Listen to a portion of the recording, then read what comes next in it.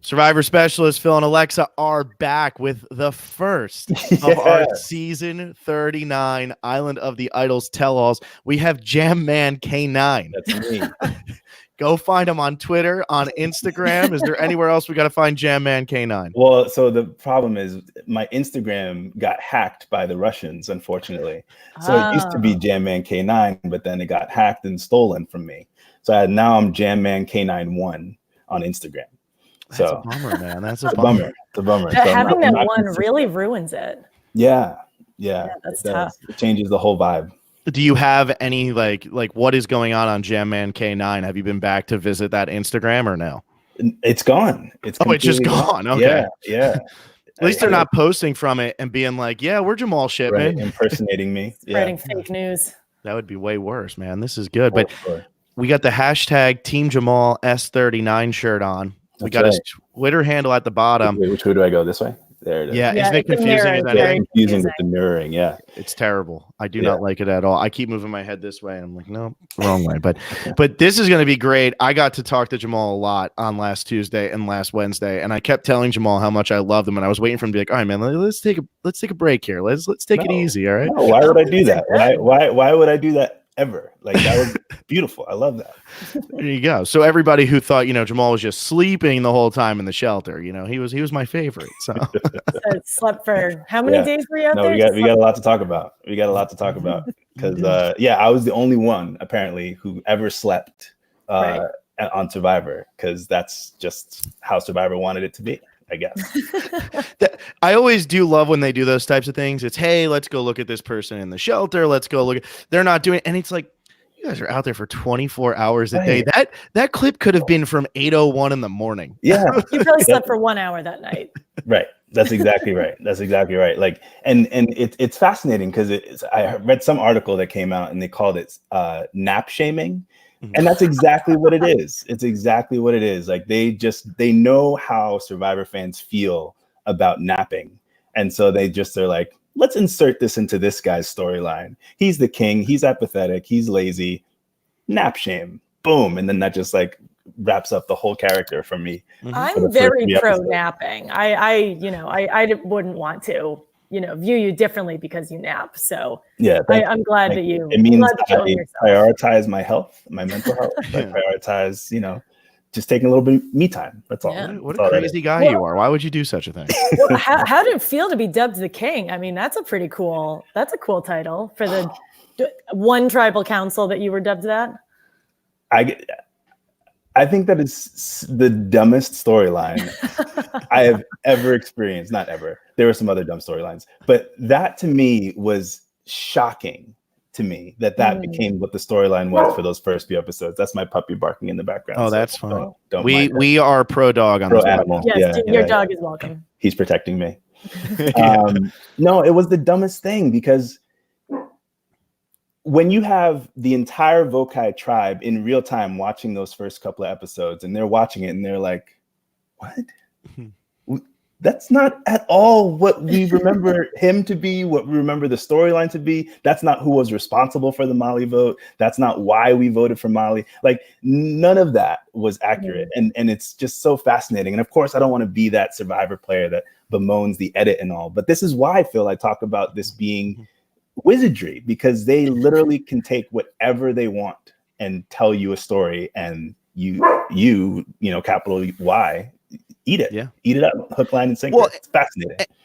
And you even said, you're like, they instantly wrap you up because you're nap shaming. They're nap shaming you, and they instantly portray you as a villain, which we'll get into everything that goes on throughout the season. But it's really not the way it went the rest of the season. The rest of the season, it was like, no, I'm kind of getting the underdog story, and we're seeing him defend his people here with Jack and with what do you call it, Kelly? Like, you're coming to the aid of your alliance, and instead, early on, all we see is like, damn, he sucks. Like, he's the worst. Yeah. And we got to also talk about how Vokai's got to come up with better nicknames, because I get that it's kind of clever, but it's not. King, Queen, and Jack. It's not okay to just call him Jack. You know who did that, right? Was it Tommy? It's your favorite, Nora. Oh, well, hence why I loved it. Of course you did. Of course you did. And it so here's theory number one. You're gonna get a lot of theories out of me over the course of this podcast. But theory number one is, at the very beginning of every episode, and I want to do the research on this for all of the Survivor nerds, us out there. Let's go back and do this research, because I think the first 2-3 episodes of every single Survivor episode, the story is told from the guy or person at the bottom.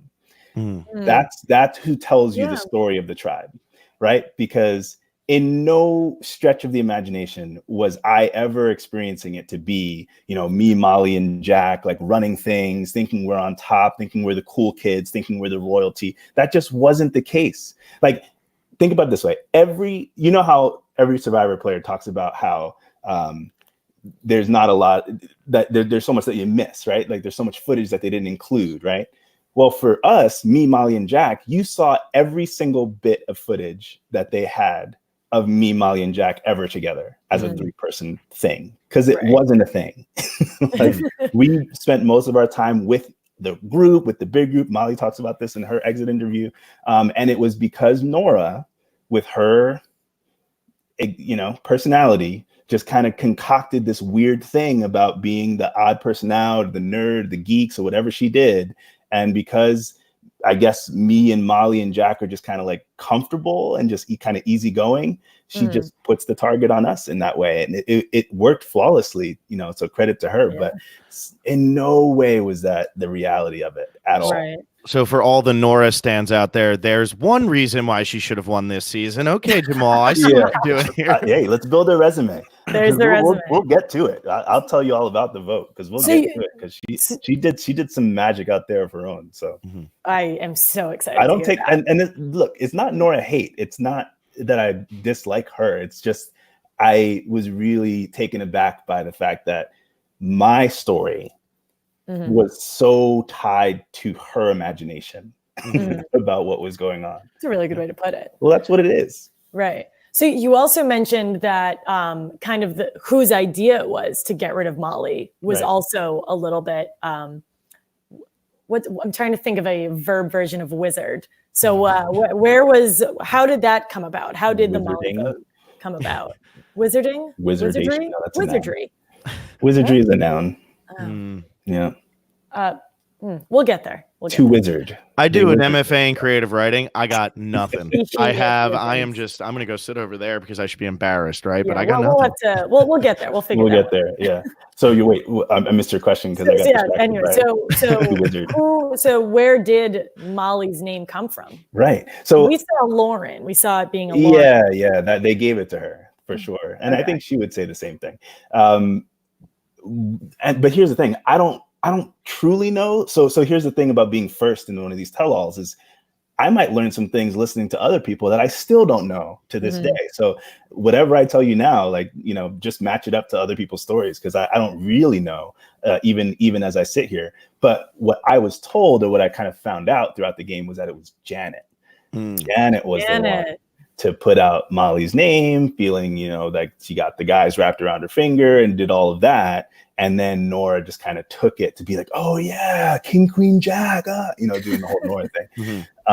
And so that's to me what I started to find out later in the game, and that kind of influenced my play later in the game as well, which I'm sure we'll get to in our 3.5 hour podcast. It's a 3-hour tour, right? We're doing the Gilligan's Island thing, and then we're going to get lost out here at sea, and we'll just be here for months. So yeah, this is never going to be ending. Anybody who thinks we're doing a second tell-all, it's the Jamal Show from here on. For about 3 weeks. Here for it. Finally, it can happen. I love theory number 1, though. I want to go back to this before we jump too far away from it, because I think it's a really cool thing for people to look at, because it is something we see season after season. I think you summed it up really well there. Story is always told from the person on the bottom. And I think we saw it on your tribe where Jason and Nora, we were seeing it from their point of view. And that's why everybody was thinking Jason's going to win the game, because Nora sure ain't. Nobody was thinking that.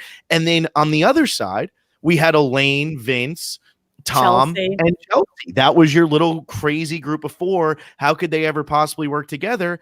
And those are 3 of the first 4 people voted out of the game. So for anybody who likes to read into the edit, or doesn't like to read into the edit, either acknowledge that or try to ignore that the next time when you watch season 40. No, it's something to remember. Actually, I would adjust it and say that for Lyra, it was charisma. Yeah. Karishma was on the bottom. So you got that whole story about Lyra, her cutting her hand and nobody ran over to her and they're bullying me and I feel so uncomfortable. Like that's all you know about the first few days of Lyra because Karishma told the story. Yeah. Absolutely. Yeah, that's a really good point. So there you go. Yeah, everybody is the worst. And I guess that works as well because that was when everybody kind of said nobody from Lyra is winning this game. Right. And it was because you would not openly show your winner so negatively because even later in the game, as you know, the edit starts to kind of throw Missy under the bus and Elizabeth under the bus. It never really threw Tommy under the bus, despite the fact that he voted just like they did for the same reasons. For sure. Not only did they not throw him under the bus, but they showed him as the one, as the strategic mastermind, you know, coming and consoling me and consoling Jack. And it's his move to pull us in. Baloney. You know what I mean? Like we talked to everybody. The first person I talked to when I got back was Janet and then Lauren and then Tommy. Right. So I don't understand why. Well, no, I do understand. But you know what I mean? Like it's just so disingenuous to my story and how I remember it out there. Right. So that's what this is for. I'm gonna give it to you straight. Give it all to you.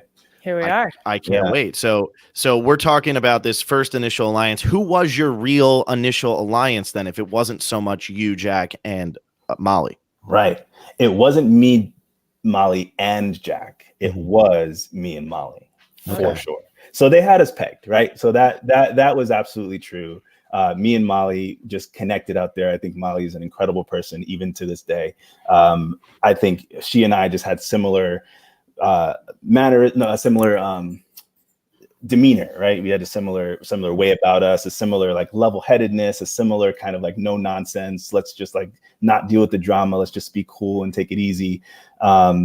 And so we were connected. And so we were like, okay, how can we play this she and I, right? So obviously I watched the season really carefully. So I have like particular moments in my memory of how they showed the story. And so one I want to point out is there was a confessional that I gave early on where it's shown that I said something to the effect of me, Molly, and Jack are going to kind of be this like underground alliance, kind of, you know, working things from the inside and unsuspectingly kind of moving the vote this way and the other way, right? Mm-hmm. I will put money on the table and bet that they spliced in Jack's name. Really? I bet you. I wonder what episode. Producers that might take issue with me saying so, but I really feel strongly that I must have said me and Molly are, you know, going to be this underground alliance, blah, blah, blah, blah, blah. But because they needed this King, Queen, Jack storyline, they just threw Jack's name in there. I might go back and rewatch that. Go back and rewatch it. It's fascinating. I've done this for a number of my friends because the way it sounds is it's like, you know, me, Molly, and Jack are totally different, like octave. Yeah, it's a whole different octaves, different part of the space, part of the confessional, I think. Phil, you go. I was just going to say, it's so funny because I edit another podcast for a sports website, and there'll be times where somebody will mess up the name of a player. Like maybe they'll say Eli Manning starting for the Giants when it's not. And then all of a sudden the guy will be like, well, I think you might have said this earlier. He'll be like, no way. Did I really? Okay. And the guy will say, okay, just say Daniel Jones. And you hear him go, Daniel Jones. And I have to just input this crappy, like, so I was Jones, the starting quarterback, Daniel Jones. And you're just like, oh my God. So yeah, man, it very well. Let me add to it because I have another conspiracy theory where at the beginning of the season, right, we're all like, you remember how strong Vokai was, right? Like we were killing it. We had fire, we had shelter, we were all getting along. And so all of us were just like on it. And we were saying way too much because obviously we just gave them all this material of us saying how amazing we're doing. But like every few minutes, somebody would be like, this is great. We're doing amazing. We're killing it out here. Survivor's so easy. Like, look how good this is. We're winning immunities, right? And so in a confessional, I'm shown to say something like, we're just chilling. Like we're doing really well or something like that. And again, I bet money that I was referring to us as in Vokai doing well, but they made it look like I was talking about me, Molly, and Jack. Yeah. And so that's just another little editing wizardry trick that they do to just tell whatever story they want. So the next time you go out there and play, you're going to have like 6 lines written on your arm and just this is what I'm saying. You know what I'm going to say over and over again? Could be me. Yeah. I could be going home. I don't know. I don't know if these people are doing that. Why am I here? I don't know. Yeah, Survivor, what? They portrayed you. I mean, they were able to take you and turn you into like this really arrogant looking guy, which after meeting him, like, doesn't have, like, it's just not there. Theory number 4, are we on? Okay. I don't even know. I'm glad you used the word arrogant, because it has been bugging me for the entirety of the season, this concept of arrogance being like this negative thing. And I see it all over Twitter, all over Reddit. Like, oh, he was so arrogant. He got so arrogant. I'm glad that he got blindsided because he was so arrogant. Look, arrogance is confidence in your position, right? It's not a negative thing, because what I was trying to do was to let my alliance know that they could count on me, that I wasn't squirrely, that I wasn't a nervous wreck, because you see that happen all the time, right? People being like, oh, I don't know about so-and-so. They're kind of acting nervous. They're asking questions to everybody, blah, blah, blah, right? So when I felt very strongly that I was inside of an 8-person group, because that's really what it was, because we were all against Jason and Nora, I was like, okay, cool. You can count on me. I'm good. I'm good with y'all. You can be good with me. You can trust me. And then they blindside me, not necessarily about me. I think it was more about how dangerous they felt Molly was, to be honest with you. But the story is Jamal was so cocky, arrogant. He was napping. He was blind. He thought he was in first gear, which brings me to theory number 5. I love the gears. Let's talk about the gears. Are we ready to talk about the gear? Let's hear theory number 5, man. Just keep going. So this is where Jason Probst is among the wizards, right? Jason, did I say Jason? Jeff Probst. You did say Jason. Don't worry, I'll cut that in. Can you just say Jeff Probst real quick? Jeff Probst. There we go. Now, yeah, that sounded natural. Good. Jeff Probst. Good. All right. So Jeff Probst, cool dude, right? We get along. He and I are actually more similar than we're different. It was phenomenal to watch him make this show. Like, as a Survivor fan, to literally just be sitting in the chair and watch Jeff do what he does, I was just like, I get it. Like, you do this for a living. So he's asking this dumb metaphor question, right? Like, oh, if you're in a car, if you're in a NASCAR race, are we in first gear, or are we in, what speed are we at, or whatever, right? The question comes to me, and I think about it, and I'm like, I know the game of Survivor. I know that it is a long game. It's 39 days. And I know that there are phases to the game, right? You have to play for the swap, then you have to play for the merge, then you have to play for the family visit, then you have to play for the end, right? Like, there is a phased game, and whatever other twists they show. So I say, no, Jeff, I think we're in first gear. Like, we're in the beginnings of the game, and we're building relationships with each other, and we're like laying down the foundation of what this long game can be. It's a slow burn. What part do they take out? The entire middle. Yeah. Jeff, I'm on first gear right now. I'm on first gear. I don't know about everybody else, but I'm in the beginning. Yeah. So I say that thing, and then of course, nice little lob to Lauren. What gear do you think the game is in, Lauren? And Lauren goes, I think we're in 4th gear, Jeff, because Lauren knows how to take a cue. And so then I have this whole entire conversation with Jeff. I'm like, Jeff, it's a dumb metaphor, right? Because, like, think about it. Like, if you're in first gear, at what point is your engine working the hardest, right? Your engine works the hardest in first gear, like the later gears, it just is not quite. And, it doesn't mean that I'm not working hard. You know what, Jeff? First gear is not equal. I'm taking it slow and taking it easy. I have this whole conversation with him, right? The whole entire time, Jeff Probst is like, yeah.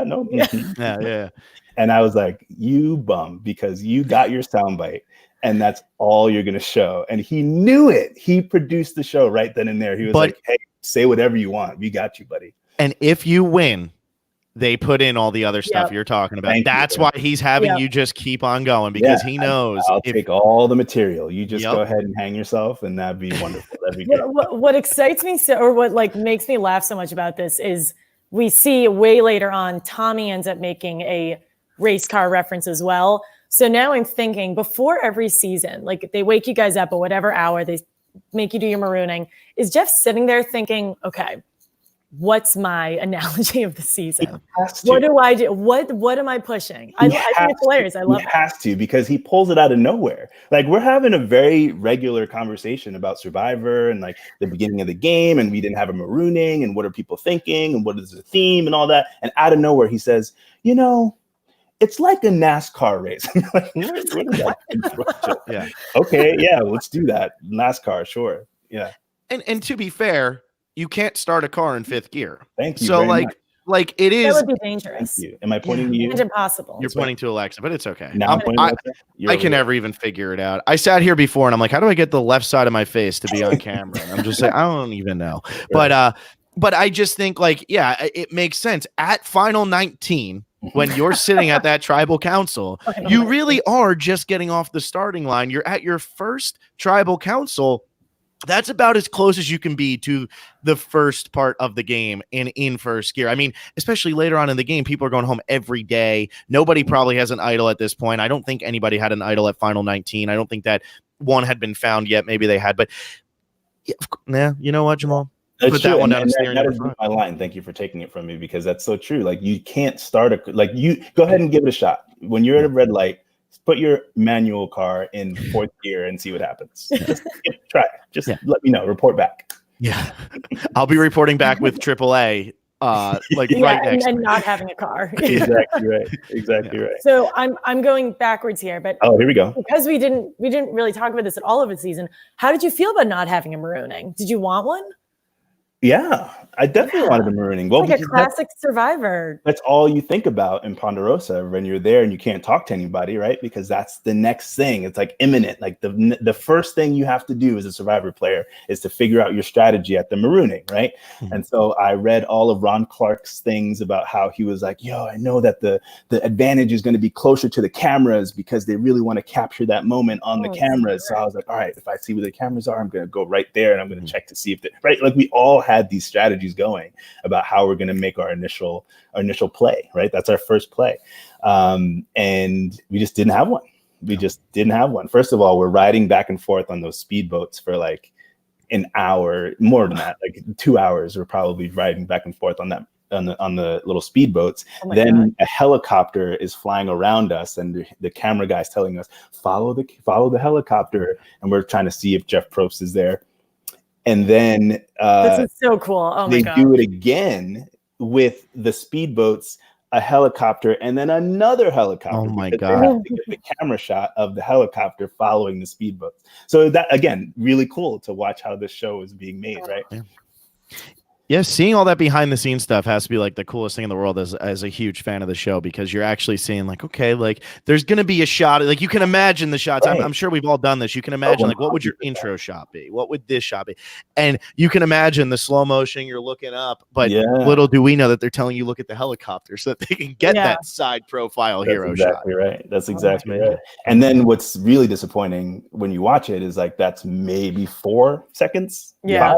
Five if we're lucky. But it was 2 hours of your and day. we literally sit there like people are peeing off the back of the boat because they're like, I can't hold it any longer. Yeah. Like, we got to take a break here. Yeah, you're going to be good friends regardless. So might as well start it early. We definitely got close real fast. Yes, and if there's any pee breaks needed during the podcast, Jamal, just let us know. We've had that happen before. You're coming with me. Yeah, exactly. Yeah, like, I'm in the same. I'm in the same house. Let's go. You guys they have similar setup, similar lighting. So you two are probably hanging out somewhere. That's true. We're right now. Hey, what's up, Phil? Yeah, exactly. Jamal's over here in my house right now. Going, which way you guys spending Christmas with us? No big deal. But yeah, so you really don't go to tribal much in this early part of the tribe, which I want to hear more about what goes on Vokai. Because being on the winning tribe, sometimes we don't hear things that necessarily set up what happens later. But before we get to that, the question I've had all season, and the question I want answered right now, once and for all, and your word is the only one I'm taking. Why did Tom Laidlaw go home? Why did Tom Laidlaw go home? We're skipping forward here. This is swap. Well, we're going to go back, but I need to know because that was when you swapped, and because you guys kept winning, I want to ask this first because then your tribe gets insane. The rest of the game, then you actually are playing in 4th gear. So this is really like the last first gear move, and Alexa and I have argued about this pretty much the entire season. So what happened? Yeah. All right. So there's a lot of parts to it. All right. Good. No, So, this is perfect. we swap. It's a 5-3, right? So 5 Vokai, 3 old Lyra. And I was definitely on the bottom. I had found my idol at this point. So I think if I'm being honest with my like mentality, I think having found the idol made me feel better about sticking with Vokai because sticking with Vokai, old Vokai, because I absolutely would have tried to see what Dean and Tom wanted to do if they wanted to blindside an old Vokai once I swapped. But because I was like, okay, I have the numbers, I have an idol, I feel like I can kind of worm my way back in here because everyone is going to be on edge and just go back to their tribal alliances, right? So we all knew that we were merging at 13. That was not a surprise to any of us. We all were like, okay, there are 3 tribals left, whatever those are. We saw the tribe just like you did. We saw the sand challenge just like you did. And we were like, we are effed. Like, there's no way we're winning anything against Aaron and, you know, Tommy and the girls, Elizabeth, Missy, like they were just beasties. So we were like, all right, we're going to go to tribal 3 times. We're going to lose 3 people. In what order, right, do we prefer to lose the biggest threat going into the merge? Who of the 3 on this tribe would we least want to go into the merge with? And what we coalesced around was this idea of alliance with the other side. And that's really what it was for me, right? Tom, he put it all out there, right? Tom is Tom. He played a completely transparent game. His alliance was on the other side, Elaine, Elizabeth, Missy, right? So he made no bones about it. Actually, in tribal, and I'm really surprised they didn't show this, and they really should have. Tom literally said, "Oh yeah, no, those guys are my alliance. Like, those guys that'll do it." Those guys. We had already decided it was Tom, but that was kind of like okay, we made that makes it super easy. Yeah. I mean, the reason I ask this too is because obviously now we have to go back. Yeah. You were on the bottom after the Molly vote. The reason that now we see you. Oh wait, you weren't on the bottom. Okay, he's already got his hand up. Conspiracy theory number 10. This is going to be really frustrating for all of you because I'm going to take issue with all of this like Survivor lingo because it just doesn't feel that way out there. Like, okay, you're watching it and you're like, okay, yes, clearly Jamal is on the bottom, but I didn't feel that, right? Like they didn't make me feel that way, right? Like I got blindsided, but they worked so hard to get me back and said all the sweet nothings, right, about me, that they need me and I'm winning. They're winning challenges because of me, and we have a lot of time to build relationships again, right? So I'm back in, really, right? Like I'm like me and Tommy were cool. Jack and I were cool. Kelly, I'm really getting along with Lauren. Like Janet is starting to warm up to me, right? So I'm not feeling bottomish. In fact, I don't feel bottomish at all because I'm feeling like I can get a move against Dan. Right. And so now this is the first time Dan comes up. I was clued in very early on to what some of the women were feeling about Dan. And so I knew that there was anti-Dan sentiment, not just because of that, but just that ick factor, right? I even said it out there, like just this like let's get him out of here. Like, why am I listening to this guy like quick talk me and try to like push me into things that I don't want to do? He doesn't seem like he wants to be working with me. He seems like he wants to be telling me what I should do. Right. So you see me talking to Janet, but the initial conversation was me talking to Jack. And it was actually Jack's idea. And Jack doesn't get enough credit for that. It was actually Jack who said, let's just go rid of Dan. Yeah. I was all for it. I started to know that, Janet would be down, right? That if I could talk to Lauren and Kelly, like they might be down, right? So I started to feel like there was ability for me to pull this Dan vote. The mistake, not mine, but the mistake was Tommy was in with Dan.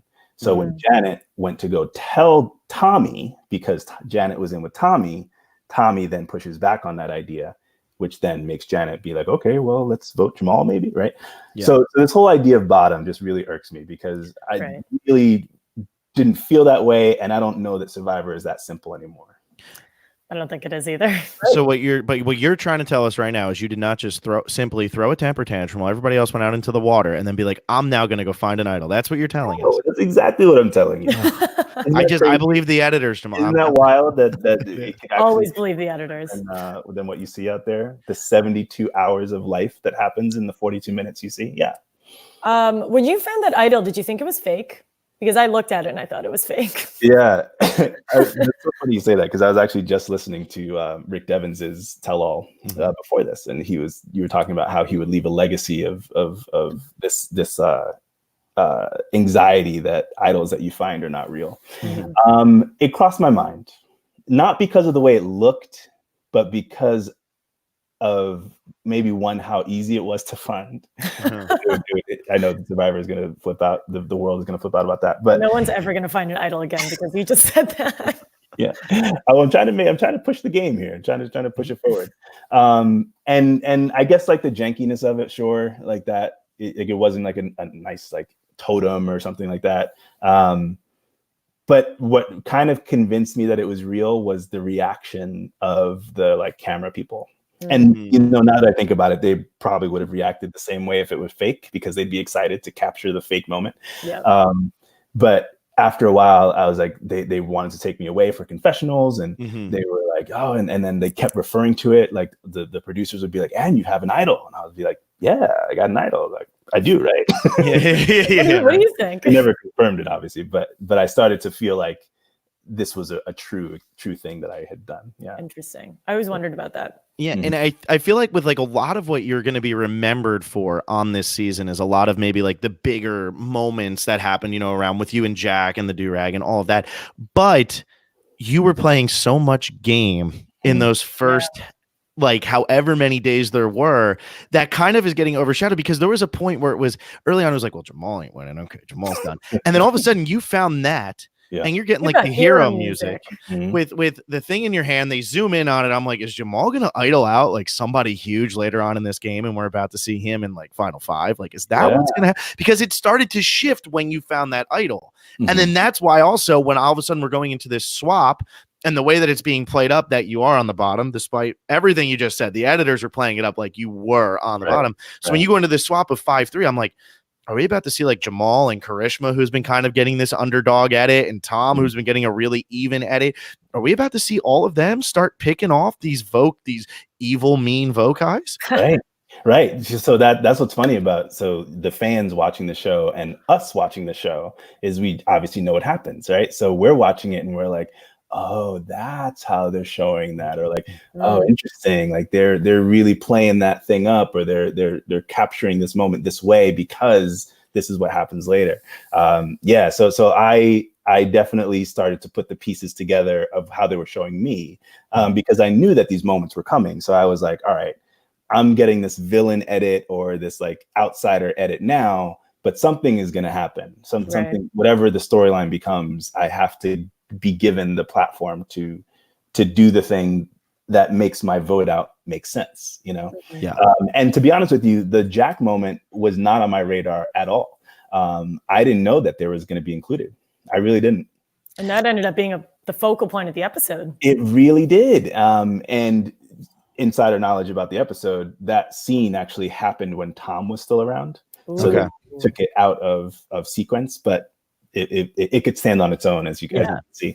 But I really didn't think they were going to include it because, there are some Survivor fans and theories about, how Survivor deals with issues about race and tough, difficult conversations of that nature, and a lot of sentiment towards this idea that Survivor sweeps things under the rug, right? Like Julia Carter had her whole experience that she reported back, and other people have said similar things about things that happened out there that don't get shown because CBS is not trying to be that kind of show, which is what's fascinating, I think, about the fan response to our season. Right. It's like, oh, Survivor's trying to make America woke and, trying to force feed us all of this liberal social justice warrior stuff. And I'm like, that is not CBS's MO. I don't know what show they're watching.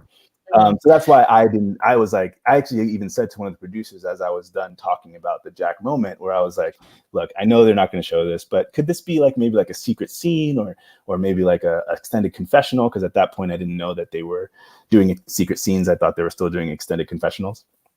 Because I think this would be like a cool thing to have, you know, that this conversation happened. And there it was, you know. Yeah. It was cool of you to bring that up. I always wondered how much pull you guys have with like what goes on the air and what doesn't. And obviously you don't have all that pull, but to be able to, like, I'm sure you saying that kind of influenced it. So that was good of you to bring that up. Yeah.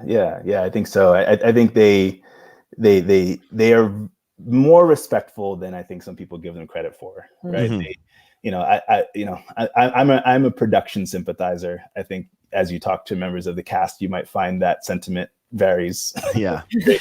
But I sympathize with production in a lot of ways in terms of like, they have two jobs and at times those two jobs just can't take care of each other, right? Their job is to make a show, a compelling show, and their job is like take care of our lives, basically, right? So you hear a lot of, oh, they've ruined my life, or they're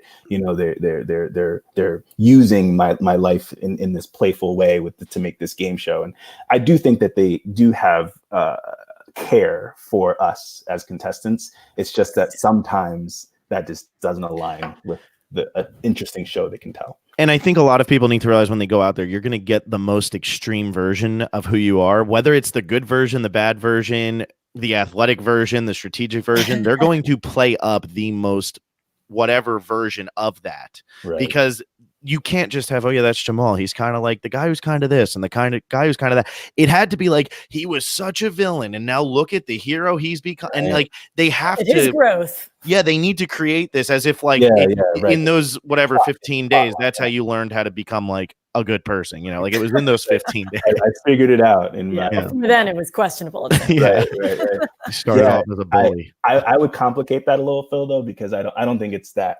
Yes, I think you're right. I'm not saying you're wrong. I'm adding to it and saying that I think it's also about other people's perception of you. Yep. And they don't resolve it. Right. So if we fast forward a little bit to this whole issue with me and Kelly and the fire, right? I got a lot of crap for that. That was fun.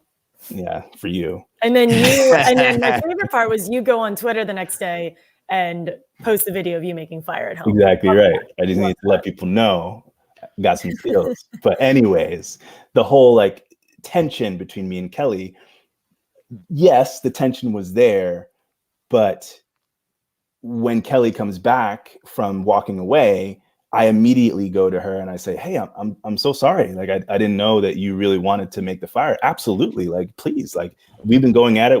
Haven't had any luck. If you make fire, I eat. Why is that anything that I would feel bad about? For sure. You know? And then she tries to make the fire. She can't make the fire with the flint because everything is wet. So her and Jack actually make fire by holding up some of the paper from the tree mill against a coal underneath the log that was still lit. Right. So you can't tell that whole story. It's too complicated. Yeah. So they just like narrowed it down to this simple, like Jamal gets beat by the woman and, you know, that whole thing.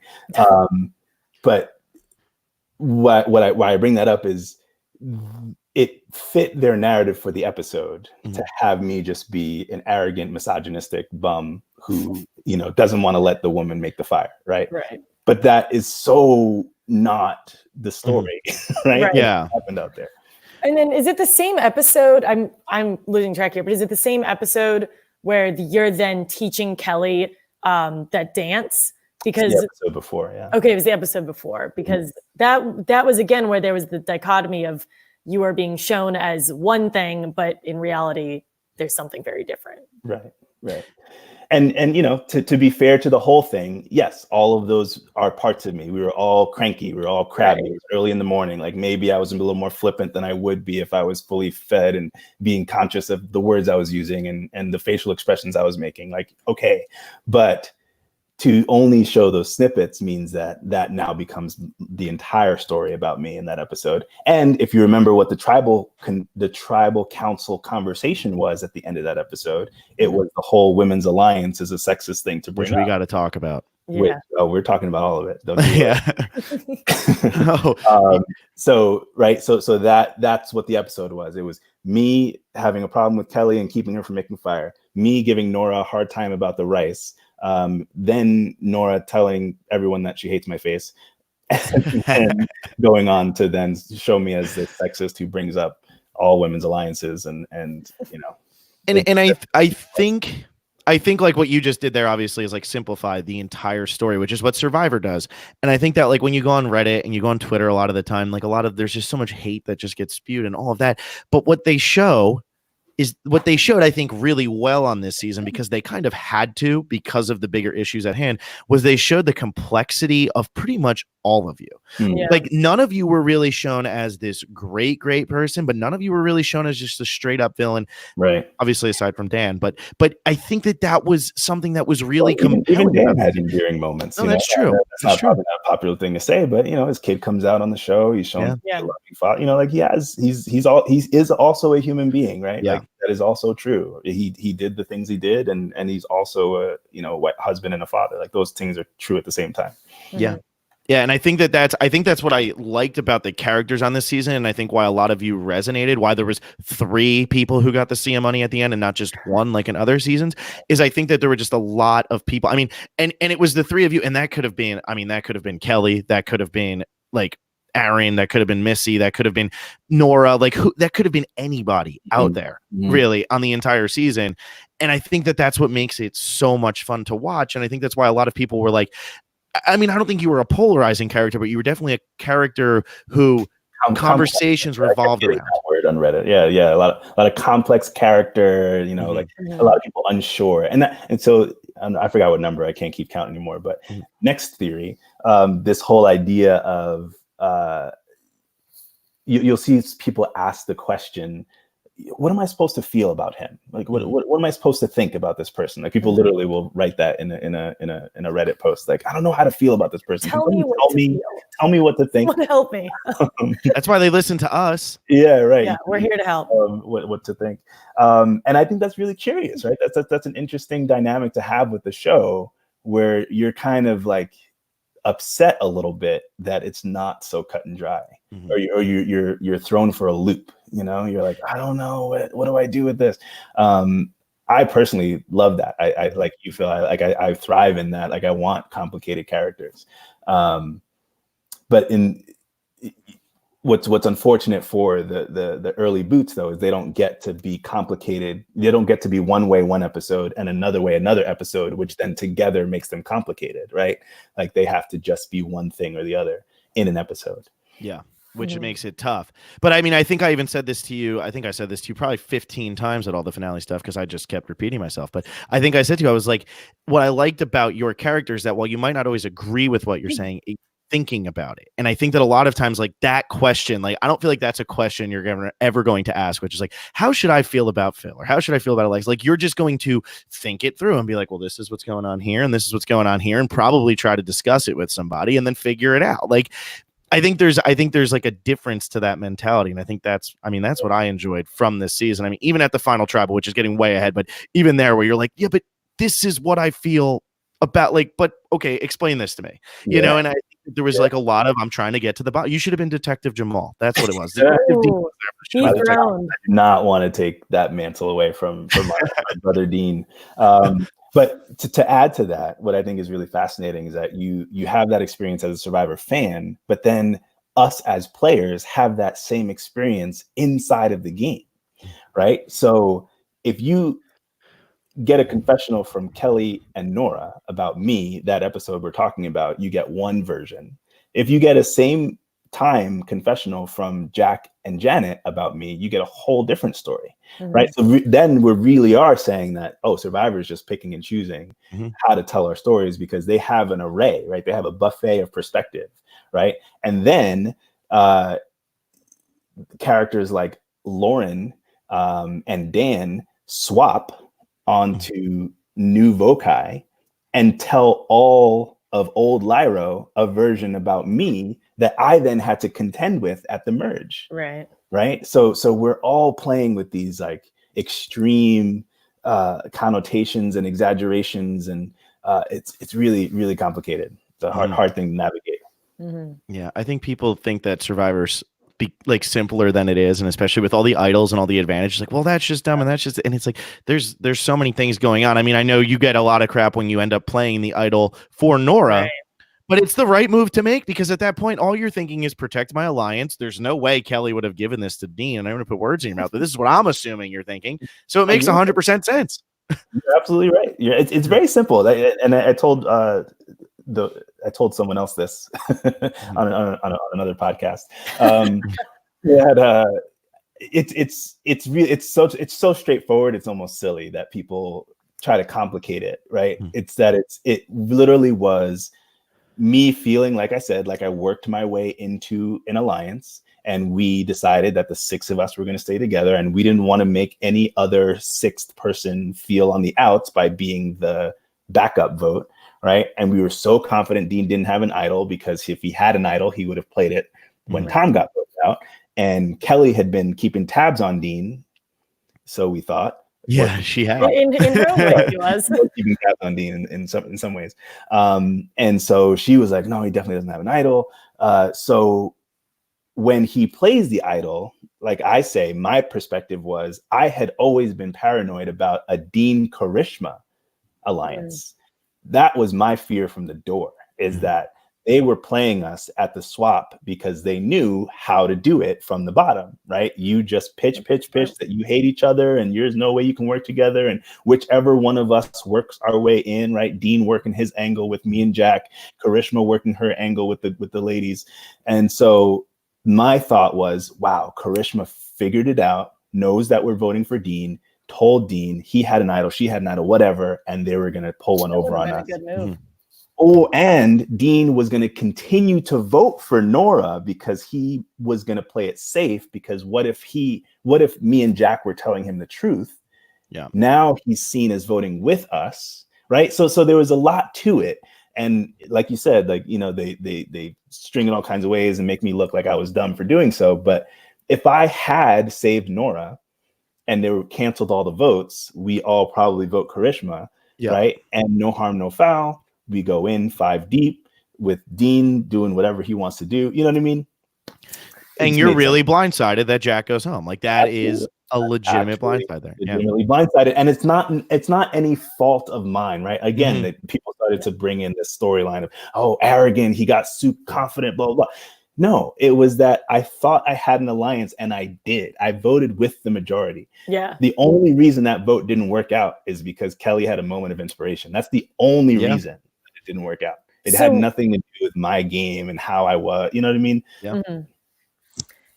So when you come back that night and this whole story starts unraveling, how does that all go down? Because that was the merge episode, we only got 2 seconds of that. Yeah. They captured it pretty well, to be honest. So we all get back. I'm obviously upset that I lost my boy. And Nora starts talking, doing her Nora thing, right? And so then she's like, oh yeah, it was so hard. I'm sorry Jack's not here, Jamal. I'm sorry you wasted the idol on me, but thank you so much. Like, I'm indebted to you. Like, that was amazing. Like, this whole thing. And I'm like, okay, yeah, go ahead, Nora. And then Dean goes, hey, who was that other Jack vote? And at this point, I'm still thinking it was Karishma. I'm still thinking it was Karishma because I don't know yet.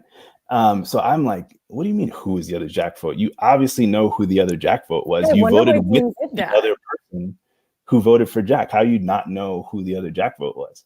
Turns out he didn't, right? He didn't know Nora voted for Jack. Yeah. So Nora goes, oh, I did. Yeah, it was advised for me to do so for my own game. Like, if Dean had an idol, I was told that I'd be safe if I voted for Jack. And so then I was like, so you're telling me I played an idol for the person who voted out my closest ally. You're telling me who told you to vote for Jack. Yeah. Like, you don't have an option here. And so then she does the whole thing where she's like, no, I don't want to throw this person under the bus. You know, I want to. And so I was like, look, Nora, you either tell me or you don't. It's your choice. But just so you understand, if you don't tell me, that's it. Like, there's consequences for not telling me, and you're going to go ahead and run with that other relationship. But there's no playing both sides here. If you do tell me, then you have a problem with that person, but we're good. So you make your choice. And so she chose to divulge. She claims later on that was part of her strategy. That's why to like divulge that it was Kelly. Who knows if that's actually true? Yeah. But she ended up telling me that it was Kelly. It's such a great blow up moment though, because when Kelly's just like, "Don't even look at me. Don't even look at me." Kelly is like watching this all collapse in front of her. Like I didn't know what to think, because I still don't know that Kelly gave the idol to Dean, right? Mm-hmm. Like I just know that Kelly told Nora to vote for Dean, which she then is like denying at this point. I'm like, something here doesn't add up, and you kind of see my confusion. I'm like, I don't know about this. So that was a funny evening. Yeah. And how about that merge right after that? So that was convenient for everybody. Right. Yeah. Well, before we hit that merge though, it's the women's alliance conversation happened at that tribal that Jack goes home, right? Yeah, that's right. Okay, so we got to talk about this because I had my take afterwards, but I want to hear what your take was on this entire situation going down. All right. So next theory, just click the notch. I think we're on 11, but I mean, 11. Let's stick next 11. Theory is everything is gameplay. Everything is gameplay. And I think as Survivor fans, we conflate the two. We conflate gameplay and what the players actually think and what they actually believe, right? Mm-hmm. So you go into tribal, right? Having an idea of who you want to go home. And then your next thought is, how do I make that person feel comfortable so that they don't think that they're the ones going home, right? Yeah. So my mentality, Dean's going home. We're all voting for him. So my job at this tribal is to make Dean feel comfortable. Why would Dean feel comfortable? If he thinks that I am with him against Nora specifically and against the women, right? Like we're gonna bro out, like me, Dean, Jack, and whoever else. We're gonna bro out and go into the merge all together, right? Mm-hmm. So I know that Nora is saying all that stuff that she's saying. I know I don't know specifically that she hates my face, but I do know that she doesn't like me, right? I know that she thinks that I had been gunning for her the whole time, right? So it's not a mystery to me that there was talk of an all-women's alliance. So let's just throw this bomb out there and see what happens. I was having fun with it, right? So then I say that thing, and then you see Kelly's face, and Kelly does what she does and says like, oh, I actually think it's pretty sexist for you to say that. We don't ever talk about men's alliances. We only talk about women's alliances. And you know what? Kelly's right. Mm-hmm. Kelly's right. All that she's saying is true, right? There are absolutely elements of misogyny and sexism in the viewership of Survivor that seeps into the game. She's absolutely right. As a player in the game of Survivor who wants to win, I can't agree with her. Yeah. Mm-hmm. You know what I mean? And especially because that's the narrative you're pushing to keep Dean comfortable. That's right. So when she flips it like that, I was like, damn, Kelly, like ease up. Like, yes, we're on the same side. We good. Yeah. But she comes in hot. Now that's a little tip to me, right? I should have picked up on this, that this was Kelly getting defensive, right? As a gameplay move. And she admits, this is a lot. This is a lot, but she admits to this. She says, yes, I did that to Jamal to get him feeling defensive and on his heels a little bit because there actually was an all women's alliance, right? So that's where it gets messy, because it's like we're all still playing the game, yet it just kind of gets taken and we're playing with this concept, which I want to bring up later when we talk about the more heavy stuff. Yeah. But this is a good, like, innocent example of how, like, a real world issue of like, what is it sexist to assume that when women get together, they're plotting to the demise of men? Like, that's not something that you should do in the real world. Yeah. But because I have no physical ability to be a part of an all-women's alliance in a game called Survivor, I have to be threatened by that concept. I just do. Yeah. And what I thought was interesting was, of course, then you get crap because the internet exists and they can't help themselves and they attack you and they're like, Jamal, what a monster, what a bad guy again, because now you're back to being the villain. But what I said, you had a great 2 episodes. Yeah, you really did. But what I said on that podcast that night was, or maybe I didn't say it on that podcast, but at some point I eventually said it where it was like, it's kind of the same thing though as when all the men are viewed as like really strong and individual challenges, and they pretty much never win them anymore. And it's funny because the All Women's Alliance, and I think I'm cutting out a bit, but the All Women's Alliance is kind of like this myth that is only because of the Parvati Alliance and because of the Kim Alliance. It's these two great examples where they were played so perfectly. And every other women's alliance has like not really been a big thing, but it's always seen as threatening. And it's kind of the same thing when you're like, well, Colby and whoever win all these challenges. And it's like on your season, 6 of the individual immunity challenges were won by women. And it's funny how like these perceptions of men are strong and women are plotting. Why is that what we just always cannot help but assume? And I mean, that's where Jeff always says it reflects real life. That's, I think, a prime example. Yeah, no, it definitely is. So let me make these even more interesting in that the night before that tribal. So actually, let's go all the way back, actually. So you asked me about the Tom vote. So when we voted out Tom, the core, me, Jack, Janet, and Kelly, decided that it was going to be Tom. If we go to tribal again, it was going to be Nora. We would replace Nora with Karishma because Nora is Nora. And then it was going to be Dean. If we went to tribal 3 times in a row, we win the second one. That's when Jason goes home, right? So now we're like, whoa, we only have one more tribal. Who is the more dangerous one to bring with us, right? Nora or Dean. When Jason goes home, this is why all of this is so connected, right? It's hard to see all of this in a vacuum because and I'm talking as we, but I really am just kind of giving you my perspective on it. When Jason goes home, we were like, oh, we just went down a number. So it really doesn't make that much sense to go down another number, right? And vote out Nora. So then we were like, you know what? Let's just play it safe. Let's vote out Dean. Let's keep the vokai numbers and see what we can do on the other side with our old vokai, because now they're down 4-3. They're going to be desperate to come back with us, right? That was the thinking. Okay, so once we made that decision, again, I know what Nora is saying about me. I know that Nora is not my friend. I know Nora is going to come after me right away, but I cannot go into a merge with Nora saying and feeling the way that she did about me, right? So we had a like 2.5 hour to 3 hour long conversation the night before where we get into everything, right? We're talking about the whole thing where she goes to Island of the Idols and comes back and tries to do the whole lie. We go into all the conversations that we've had. She continues to think, even up to that point, that I had been gunning for her the entire time.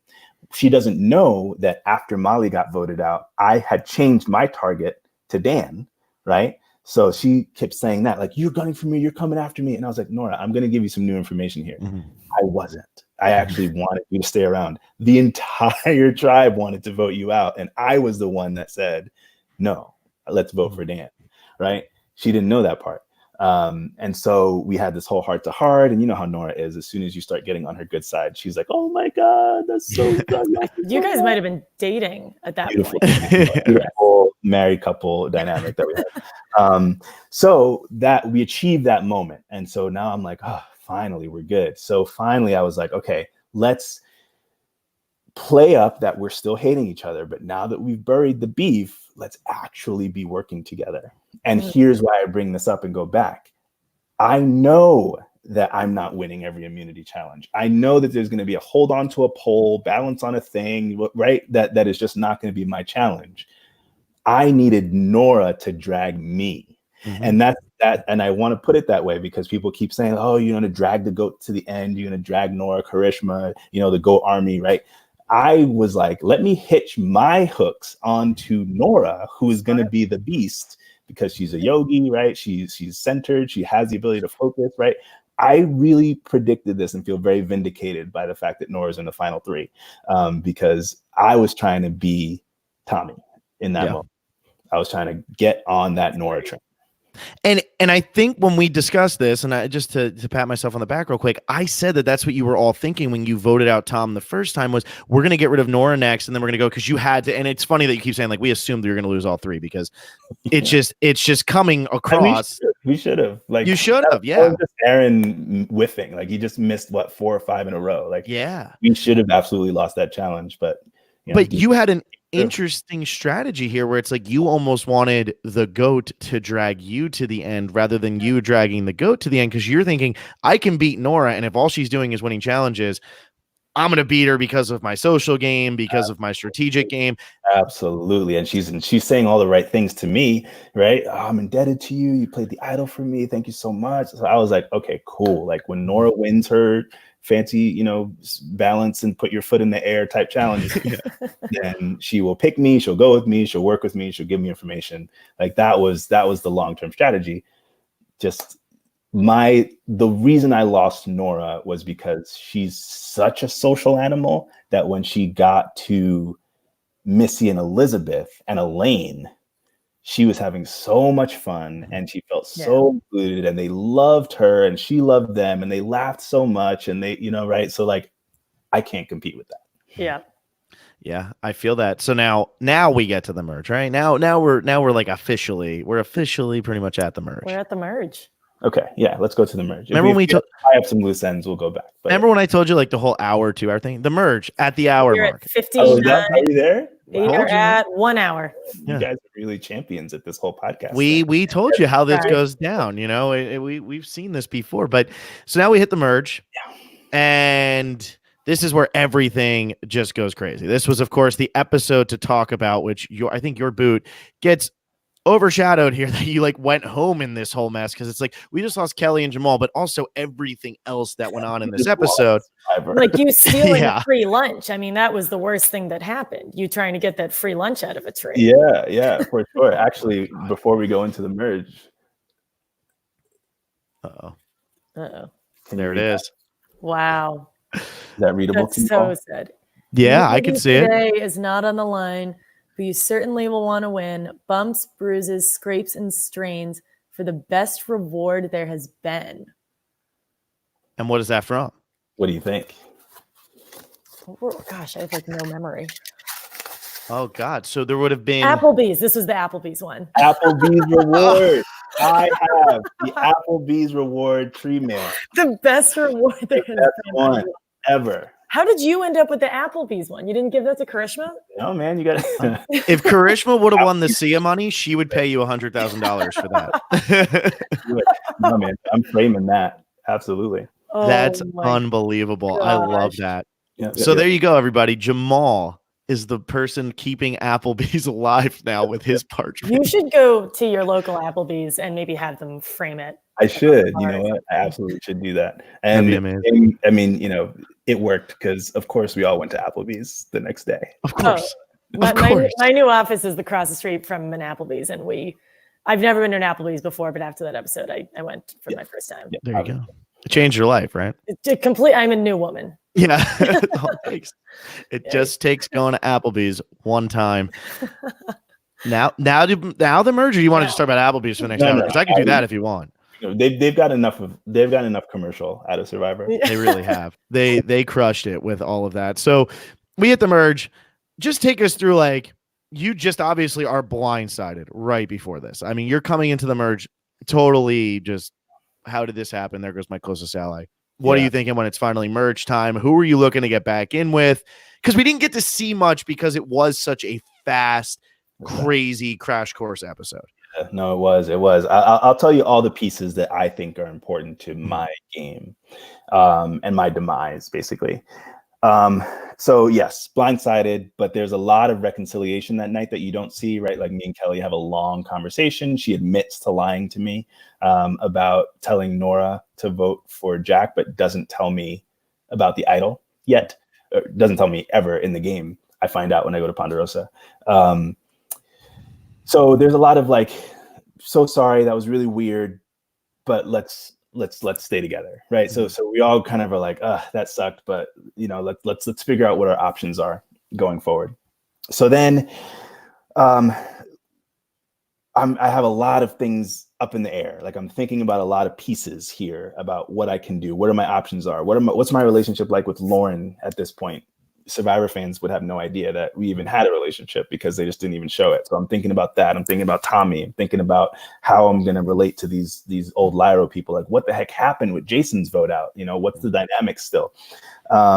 So as I'm kind of like in my head, there is a decision made by the group to keep the idol play a secret, to not tell about the idol play. And I don't really remember why necessarily. Like, I just think they were like, let's just keep that closed. Like, no one needs to know about it. And I agree, but not really. Like, I just was like, okay, yeah, whatever. But then as I'm like having all these other things in my head, I kind of forgot about it, to be honest. Like, I just kind of forgot that an idol was played because I'm so blindsided by Jack not being there, trying to figure out what's going on. It really just kind of left my memory of anything that happened in Survivor, which ends up playing a big role, I think, in why people just didn't trust us, right? The group that came over from Old Vokai, from New Lyra. Yeah. Okay, so we're hitting the beach and we're doing our merge feast thing, and the merge feast was incredible. I'm sorry you guys didn't get to see us stuff our faces even more because it was delicious. For some reason, this is what you need to do. You need to starve yourself for 20 days and then put everything in front of you and see where you hang out the most. Right? Like, just see where you like kind of keep going back to. And that'll tell you a lot about what your like base palate is, you know, like what you're like really craving. And randomly for me, it was banana bread. There was banana bread there? I don't know why. It doesn't make any sense, right? You think it was the salami, you think it would be like the ham sandwich. Like, banana bread. I just hung out. I might have a loaf of banana bread, and it was very, very good. I didn't even consider that they would have had banana bread there. Oh yeah, because I would have been upset if they didn't. I assume for myself that I would either be like, if they had some sort of chicken wing or fried chicken or something like that, because I eat buffalo wings for every meal. I still have the taste in my mouth from dinner, or I would be like a cheeseburger guy because I love cheeseburgers. So that's what I assume. But then I wonder, would there be a sweet like banana bread that would just draw my attention and be like, there's just some, I mean, banana bread, if you think about it, it's sweet, it's filling as hell. It's really got everything you would want. And it's not no crazy like spice or sauce or anything that's going to like mess with your stomach too much. So yeah, I was nervous because I was thinking that it would like expand in your stomach, you know, but I was fine. I did a good job at that feast. Other people were in dire straits. People don't realize what happens to your body when you don't eat for 20 days and then just put like 8,000 calories in. Here you go. Sure. So Merge Feast, gameplay wise, was a big me and Aaron moment. And you don't get any of this, which is a real shame because me and Aaron had a really cool storyline going as I think back on it. But Aaron comes right to me. Not gameplay, just like, hey, like, we're both from Rhode Island. Like, you know, I saw your backpack at Ponderosa. I had a Rhode Island on it. Like, I'm from Rhode Island. Blah, blah, blah. Like, we try to like really bond. And we're just talking. I'm skeptical of him because we had been having a little bit of tension across the mat, you know, these like challenge moments where we kind of like call each other out. He does the whole beast mode thing and I mock him the next time when we win. He's like talking up how well fed they are with the chickens and they're eating so well. And obviously on Lyra, we're like dying. So we give him a little bit of a earful about how we felt about that. So there's just this like tension with Aaron and the rest of us. But he comes up to me, the nicest guy. Like the nicest guy, just most genuine, full-hearted human being. But I can't shake it. Like, you know what I'm saying? Like, I'm just suspicious. Think about it. I'd been blindsided twice in two different contexts. Who the heck can I trust? You know what I mean? And I'm just so deathly afraid of the like throw your lot in with someone and then just using that and turning it on you. Like, for some reason, to me, that was the worst way to go out in Survivor, is to like flip and say you're going to flip and then they use that against you. I don't know. That to me is like one of the most embarrassing things. So I was really, really leery of that dynamic playing out. We get back to camp, same thing. Aaron comes and lays next to me in the shelter. We're talking, blah, blah, blah, blah. And then we go to the water well. It's me and Aaron. And he lays it all out there. He's like, look, I'm out here. I'm on the bottom of my tribe. I know you're on the bottom of your tribe. He lays it all out for me. This is what Dan's been saying about you. This is what Lauren's been saying about you. Like, they are not with you. And I was like, I want to believe you, but I don't really. And how do I play this in like the safest way? So he wants to work with me. He's like, throw out some names, like whoever you want out. And then I kind of float Dan. And he's like, if you want Dan, Dan's gone. Like, let's go. Let's do it. So he's being very, very pushy like that.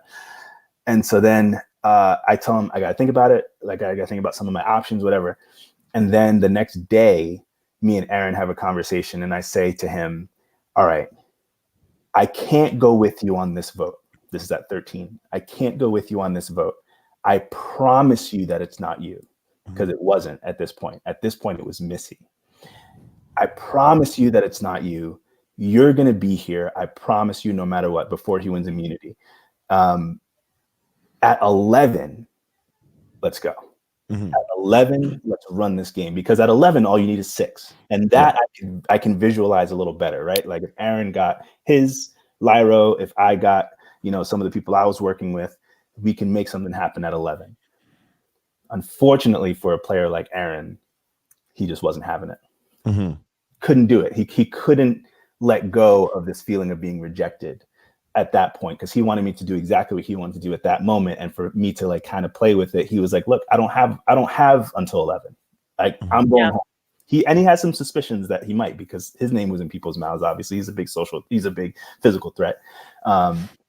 So that to me was probably my second biggest mistake in the game, for sure. Yeah. And I think Aaron right then and there, because he's the kind of person who needs that kind of commitment. And I broke the cardinal rule of Survivor, which is say yes to everything. I was just going to say yes to everything. Please do not go out. And for all of you Survivor fans who are ever going to go, say yes to everything. That was my cardinal mistake, and I can never recover from it. And I don't know if you got to meet Penner, but I met Penner on Wednesday. And I did, and Penner's awesome. And Penner's one of the guys who, the reason he goes home in Philippines is because he doesn't just say yes to everything. And you see great players make the mistake all the time, where it's like you get a little bit too comfortable either in your alliance or you're looking maybe a step too far ahead, or you're trying to be reasonable, even like you're saying, like, I can do this at 11 and I want to work with you, but not now.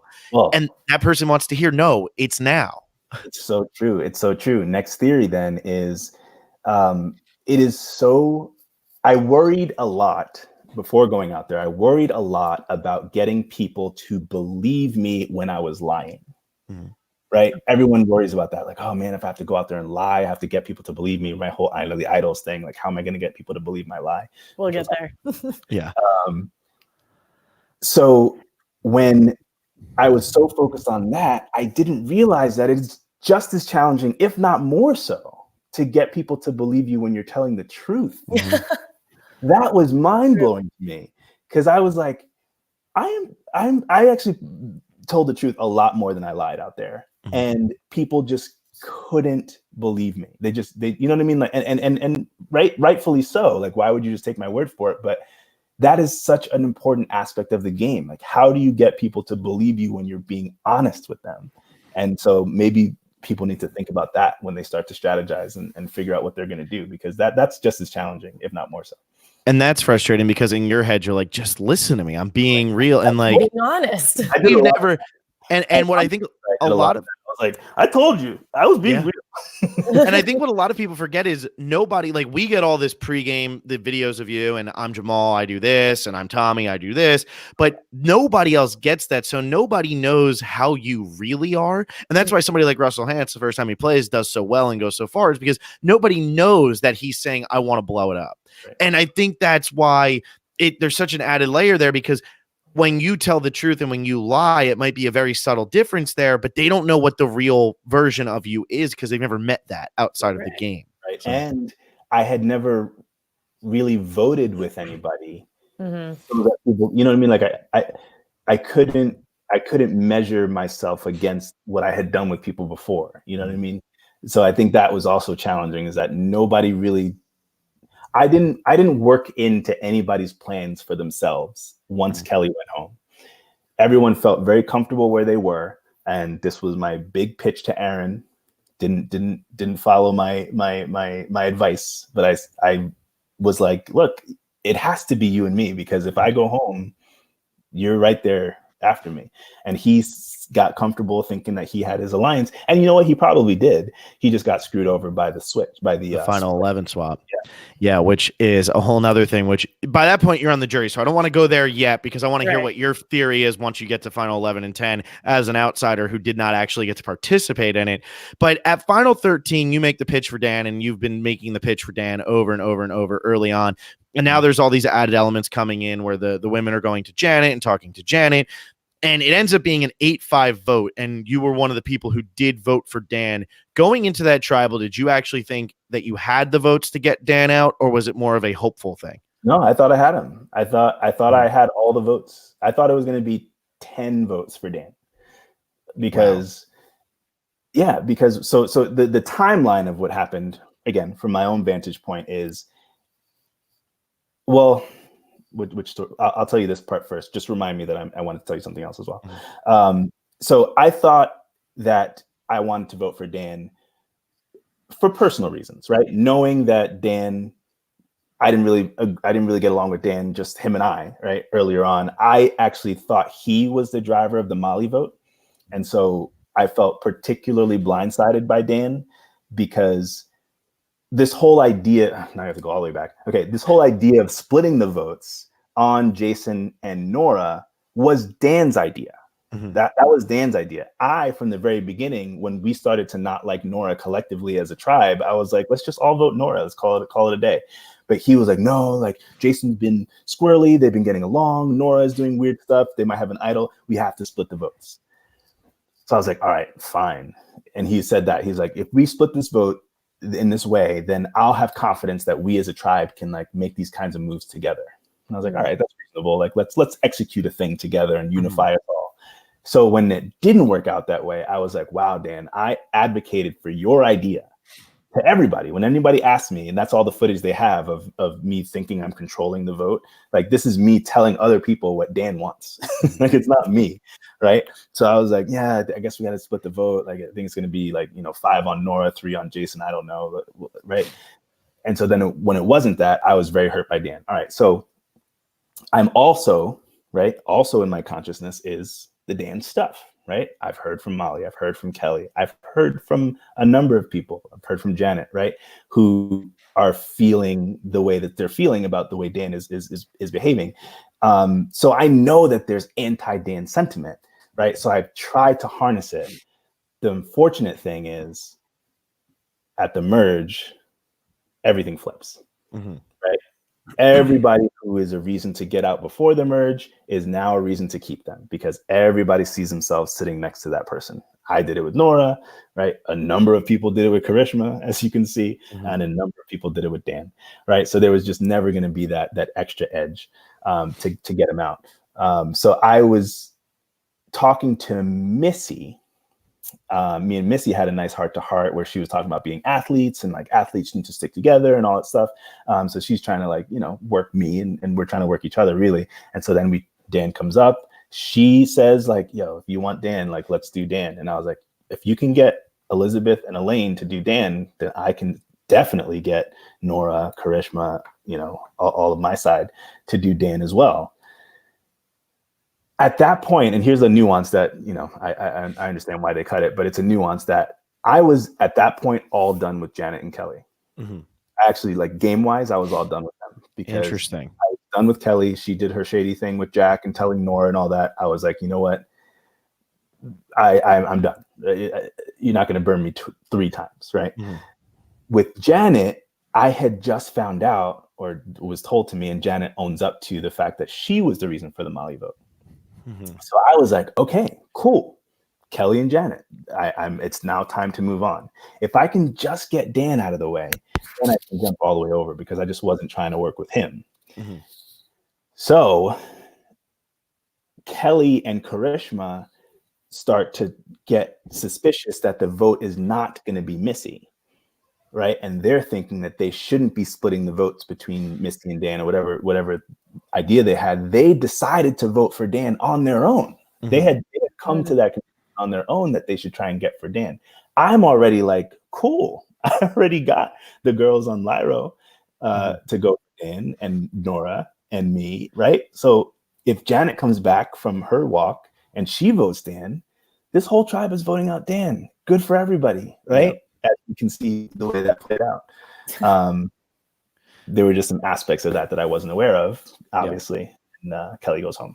So Kelly goes home, and then you come back, and I don't really remember, because I mean, I'm not going to watch that episode. No offense, Jamal, I'm not going to watch your boot episode again. Probably, it's a rough one. It's I'm sorry. I'll watch when you get booted, but that also doesn't make me feel happy. So what am I going to do that for? Yeah, I don't want to watch you go to Island of the Idols either, because oh my god, we got to get there. But.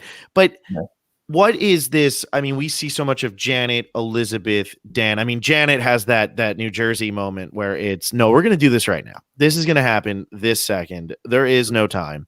Where were you in all of this, and what were you kind of thinking as this was going down? Yeah. So I'm not a part of that. Yeah, I'm not a part of what you're seeing on the episode where Janet goes and confronts them and all of that. I become aware of it in the aftermath. What I think you don't see is that scene gets a little more heated before it cools back down. And I am appreciative of Survivor for not airing how that whole full exchange went, because I just don't think it was becoming of anybody. And I don't think anybody was in their right. I don't think it's representative of anyone's character, how that went down. But in any event, that's how I hear about it, is because it got a little bit more animated. And so then people kind of go off and they like start reporting back like, oh, and this is what just happened. And she said that to me, and she said that to her, and he's going to do that to her, and all this kind of stuff. And I was like, whoa, I wasn't a part of that original interaction. And continued to be in the dark, right? I continued to be in the dark because I'm getting people's snippets, but nobody's really fully laying it out, obviously, because it's Survivor. But here's a nice touching moment, though, from that evening was you see Janet go and leave Dan and kind of dig her own hole by the log. And I'm sleeping in the shelter, and I can't sleep because, the shelter. Survivor, yeah.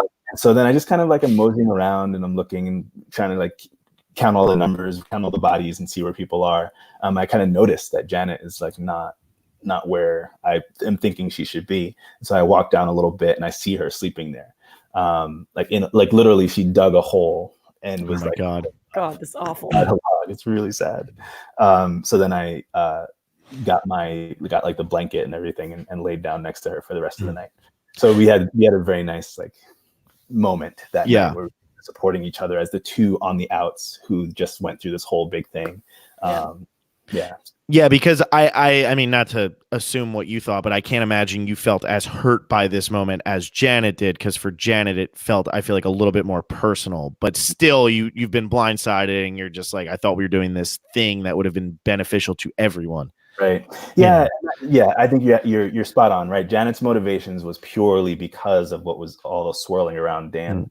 Mine was like, let's align my own personal strategic move here with what is also morally correct. But like I have said over and over again, like, it is not my place to speak for women. Like I'm not going to be that guy that is like, what, he did what, let me go ahead and like take the mantle and like they can speak for themselves. If they want to do and say what they want to do, then I will be 100% there and supportive and understanding and listening and believing. But I was continuing to try and play the game like around that. Right. So you don't see me going to Tommy and saying like, hey, Tommy, look, this is what the girls are saying. We need to get Dan out because he's making the women feel these ways. My pitch to Tommy, which was a mistake, I think, and how you shouldn't pitch to people was, hey, Dan's trying to get me out. So as a friend, as someone who I think should be wanting to work with me, we now need to get him out. And that just wasn't where Tommy was coming from. Yeah, because Tommy is going to have a harder time beating you as the game progresses than he's going to have with Dan. So it's like, yeah, that works, but also $1 million on line. And I mean, again, like, we're watching it from an outsider's perspective, but it doesn't feel like anybody knew maybe the severity or the the seriousness of what was happening. So still, it's all gameplay, and it's like, well, do I want to sit next to Jamal or Kelly or Dan? I want to sit next to Dan, so keep Dan. Right, and that's where I get my like sympathies for all sides, right? Because while obviously Missy and Elizabeth got a lot of stuff for what it was perceived for them to have been doing with knowing the information that Kelly gave them, you really just can't know for sure, especially because personally they weren't feeling exactly the same way as she was. So then they were like wondering if it was even genuine. And then they get information that Kelly was continuing to target Missy, right? So then it really just became a game move because, well, if she's going to use that as a game move, then I'm certainly not going to get played by that. So I'm going to use it as a game move, right? So like, I get where everyone is on this. And I, you know, I know that people have been looking to me for some kind of reasonable response to that, but I have to be fair to everybody. As I experienced it out there, I understand how it got as messy as it was. Look, Survivor, the dynamics thereof make a mess out of bananas and sugar, right? So, somebody asked, how was the banana bread etiquette? You know, somebody did ask. Yeah, that was funny. I don't have that. That'd be distracting for me. I don't know. Actually, it's very impressive how you guys keep the live feed up. We usually just use it to get the other one in trouble. Yeah, I bet. Yeah. Right. So if the world of Survivor can turn something as small as bananas and sugar into a controversy, right, that drives an entire episode, imagine what those same dynamics do to an actual real world issue. That nobody has all the information and everybody feels differently about the actual information they have, you know. It just gets messy. Well, and I have a friend who I would talk about this very closely because he's always been a huge fan of the show and all that. And every time somebody would take, especially somebody who not somebody who played, but somebody who hadn't played or had played in the past or anything like that, who would take like a really strong stand, he would always look them straight in the eye and say, "Oh, you were in Fiji." And he would say it so sarcastically, and depending on who the person was, they either caught it or didn't.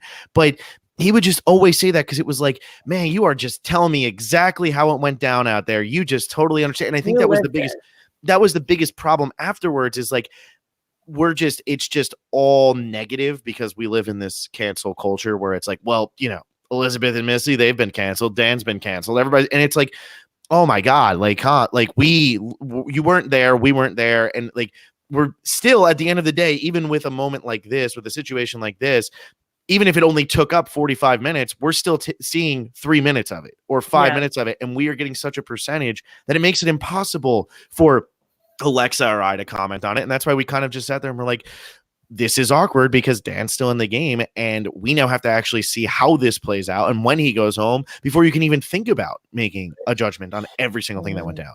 Yeah. And then what's even more complicated is there was the sentiment that was like, oh, well, if it was that bad, then of course Survivor would have done something about it, right? Exactly. So if Survivor is cool with whatever's happening, then I guess we're safe, and I guess the game continues, right? So that's where I think Jeff, rightfully so, takes responsibility because they were essentially co-signing, right? They were essentially allowing for the dynamics to be playing out the way they were. And that in turn became a signal to us as players that this must not be as big a thing as it seems like from some vantage point, accurately so from other people's vantage point, right? So I made this point in other venues that like, you cannot ask a Survivor player what to do about a situation like that or any situation. That was the to me that was the biggest mistake. That game does not stop. No matter what you do, even if you pull us all in boats and you bring us into offices and you sit us down and depose us or whatever, and then you say go back out there and play the game, that game didn't stop. There are 3 people that are playing this game for 39 days straight, and there was never a break for a minute. And you know, you would never do that in any other situation, right? You wouldn't ask a group of kids, right, what should happen to the adult who did a thing. You know, like you have to treat it like these players have no power over making, you know, rational, reasonable, responsible decisions like this magnitude. And even like just putting the pressure on all of you to decide whether or not it should still be gameplay or not, even if it's not about Kelly, do you feel that Dan should be removed or anything like that? Even if it's Elizabeth, Kelly, do you feel like this is still part of the game? Because what I found so interesting was that when Kelly was voted out of the game and we watch her Ponderosa, she doesn't seem all that hurt by it, because I don't think that the gravity of everything that eventually settles in had settled in on her yet. And she's still thinking, oh, it was Survivor, it was the game. Yeah. And then slowly things start to be like this was not the game. Right. Well, I think it's actually the inverse a little bit, which is, okay. And I think I experienced this too at my final tribal, which was because I was getting snippets of what we believed to be Missy and Elizabeth's experience with Dan on the negative side, right? I was getting I started to believe that Elizabeth and Missy had stories to tell about their experiences with Dan. Mm-hmm. And when they were so reluctant, because I was watching them, because I was like, if you want to speak, right? I was watching them and they were like, we don't want to be talking about this. We didn't sign up for this. This is not what we want our Survivor experience to be. We didn't sign up for this. Yeah. Right? So then I was like, oh, these women don't want to be telling their stories. Yeah. That's why what I said is what I said, which was, just because they're not saying their story right now doesn't mean that we shouldn't believe them later when they decide and feel comfortable to say so, right? And so I was under the impression that they were making the game decision to sweep it under the rug for themselves. Mm-hmm. And they could do that, and I was, that they're allowed to do that. Unfortunately, that left Kelly feeling like she was the only one and all of that. And then we kind of later learned what turns out. But I think that's what Kelly might have been feeling when she came out, was like, wow, I didn't feel supported because mm-hmm. those other women had stories to tell and had experiences, and didn't want to share them in that moment. Yeah, it's just complicated all around, and definitely the hardest podcast, other than probably the Zeke Varner one, that Alexa and I were just like, what are we going to do? Like, what do we talk about here? At least with Zeke Varner, I guess I'll have to go back and listen, because Phil, I'm sure you and I were super uncomfortable. At least with Zeke and Varner, that one felt, black and white is a bad terminology, but like that felt very clean, clear cut. This mm-hmm. never felt that, even through his removal and through the finale, it never felt clear cut. And I think that's where it gets complicated.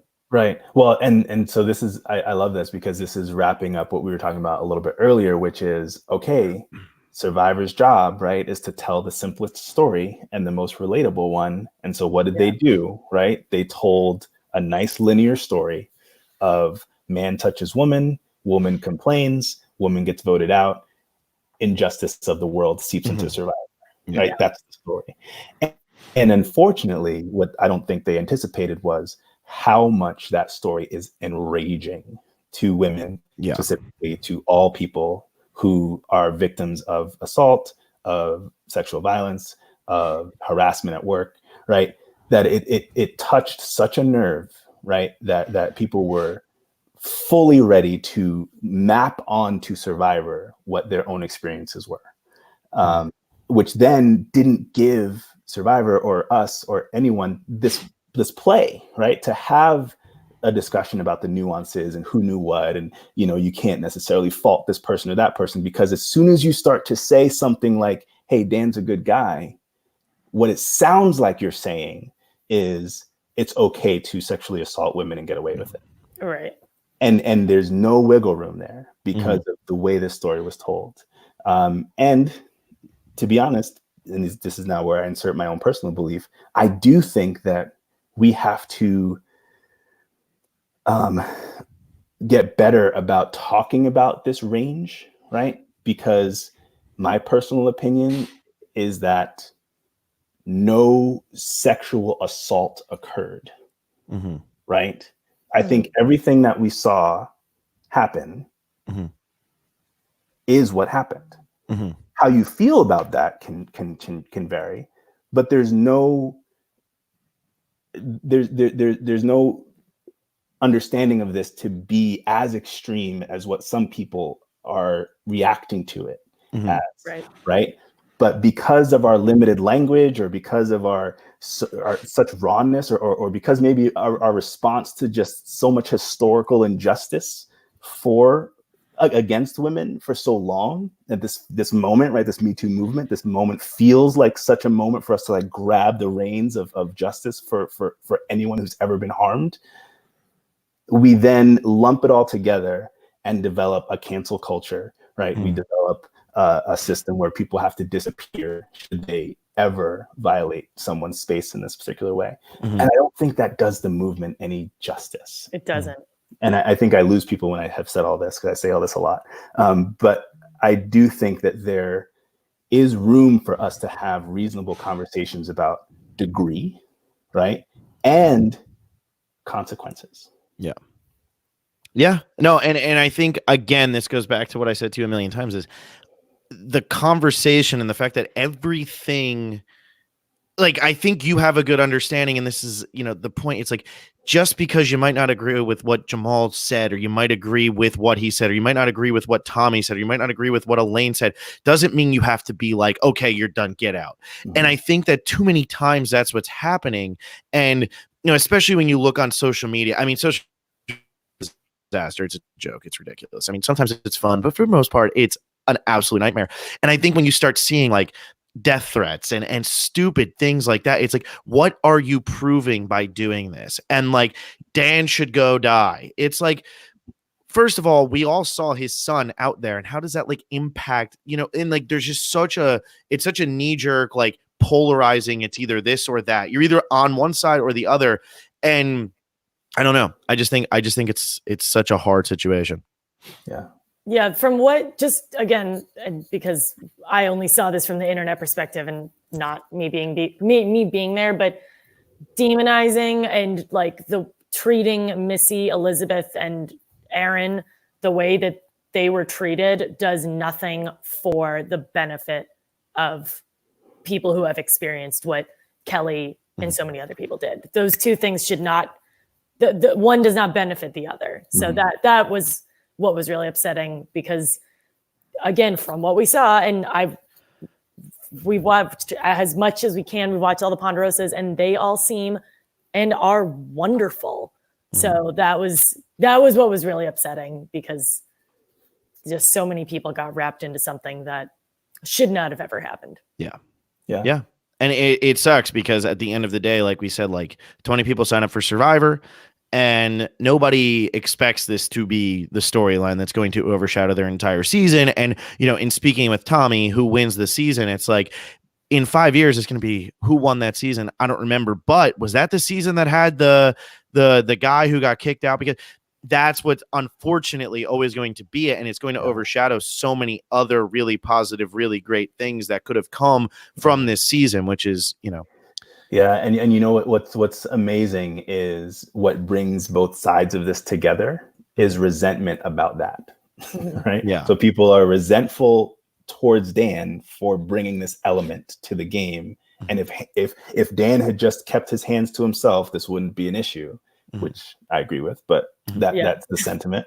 And the more unfortunate sentiment is if Kelly would have just spoken up or said, don't touch me, or didn't make as big a deal of this as she did, or whatever, then this wouldn't be, have affected the season, right? So both sides of this have this similar sentiment of like, keep this out of Survivor. This had no business being a part of what this experience was, which is really a really fascinating dynamic. Yeah. And at the end of the day, it comes down to, you got to be a lot more careful. And I'm not saying they're not careful, but when it comes to casting, you have to really look at these people and say, okay, how is this, like, instead of like, because I know a lot of times when you're casting a reality TV show, the hardest part about this is when you're casting a reality TV show, you're trying to get people who are not actually going to like each other. Like, you want people who are going to butt heads, who are going to cause great drama. Like, they want it to be how it is when it's Colby versus Jerry. That's what they want. And that's season 2 of this show, but that's what you want. And so you might start looking at it that way and say, okay, well, Dan might never get along with this person, and Kelly might never get along with this person. Not necessarily that they weren't going to get along with each other, but you're looking to pin people against each other. Or to create these, relationships that might seem crazy, where you have Elaine who's from the South, or goes back to Richard and Rudy back in day one. You have the gay man, and you have the Navy SEAL, and now they're going to be friends, and Rudy's going to say ridiculous stuff the whole time. But that's the dynamic you're looking for. And when you do that, unfortunately, but you get people from a lot of different walks of life and from a lot of different parts of America, or different cultures, or whatever. And when it all comes together, sometimes, like we saw what can really go wrong when all of that happens. And I think they just have to be, don't change up the casting process because it's worked. And I think your cast is a phenomenal cast, but there just needs to be a little bit more sensitivity to certain aspects. Well, they're doing the right thing, right? They're changing procedures. They're changing how they respond to these moments and what to do, and creating resources for players so that there is a channel to have this serious discussion within the game. And that's the right move for sure. You're so right about that, about the casting, because it's I'm a camp kind of guy. Like I like to have my team. I'm a team guy, right? So I've been like, come on, like, the season's over. Let's all just get together and be friends. And we did this thing. Let's all get along.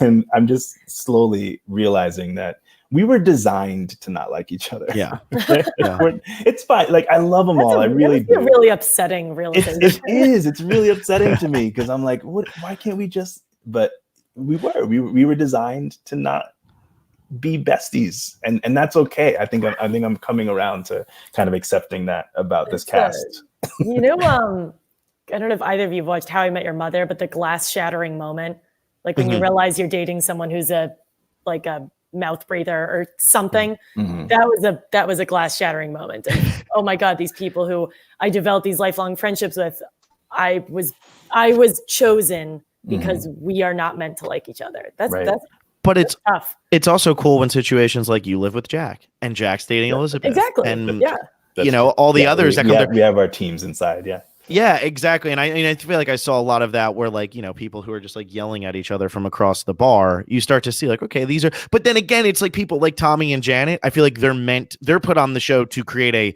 odd couple. Like they're not meant to oppose each other. They're meant to create an odd couple. And when you see them in real life, it's like, of course, the guy from Long Island and the girl from the Jersey Shore are going to get along, and he's going to see her as kind of a mother figure. That's just bound to happen. Yeah, that's true. And Aaron and Missy, the two of them getting along is the least shocking thing in the world when you meet the two of them, because they're just competitive, athletic people who are like, let's do this thing. Like, let's give it 100%, so it's cool. Ponderosa does not tell half the story. Their Ponderosa is great. Of what they're like. when the two of them came out of the game, because they were the first non-Vokai, right, to join us. So we didn't really know Missy and Aaron like that, because it was me, Kelly, and Jack. And they just had this incredible dynamic duo energy to them that it was like, oh, okay, we're just gonna like watch the Missy and Aaron show. Like, okay, like, this is really entertaining. But yeah, they have an amazing synergy. They have an incredible relationship, actually.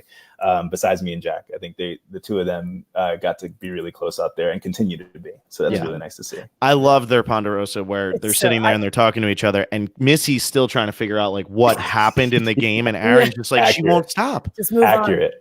Yeah. Accurate. Yes. Yeah, they were there's I feel like only once in a while you get the double Ponderosas, but theirs together was perfect. It needed to be together. It was a good decision. Very well done. But this is after Jamal's gone, and there's one last thing we have to talk about in Jamal's game, of course. And I wanted this the way, I don't know if you listened to our podcast after that, but after your episode, we did our predictions and power rankings with Brett LaBelle. Well, we did. I'm also talking. I'm going forward. That was the recap. Yeah. Yes, we did our predictions and power rankings with Brett LaBelle that week, and we asked him what he thought about you getting screwed by that. And I wish we could play a soundbite because it's the best one. I should have pulled that up. Right, and he goes, if that is there in Millennials vs. Gen X, and Adam Klein sees that, he's going to be caught in the net like a cartoon character or something along those lines. Because it's like, of course you're going to take it. The entire point of Survivor and what we've been told the entire time is you got to take advantage of everything that comes its way, Boston Rob says it, I think, in episode, the next to last episode, where he's like, you take advantage of everything that's there, and that's why they're in the final 6. Yeah. Except for if your name's Jamal Shipman. Yeah. That's what I got from this, because you're like, even Christian was like, damn, I'm pissed he got it. You get it? I'm going on to the others. Like, you didn't think it'd be that easy. It's like, since when are things like that not that easy? How you feeling, man? Let's hear it. You over yet? We know how we feel. I know exactly how you feel. No, so what's really funny about this is, in the moment, I was not as upset, but I'm realizing it's because I didn't know what Island of the Idols was yet. So you didn't know?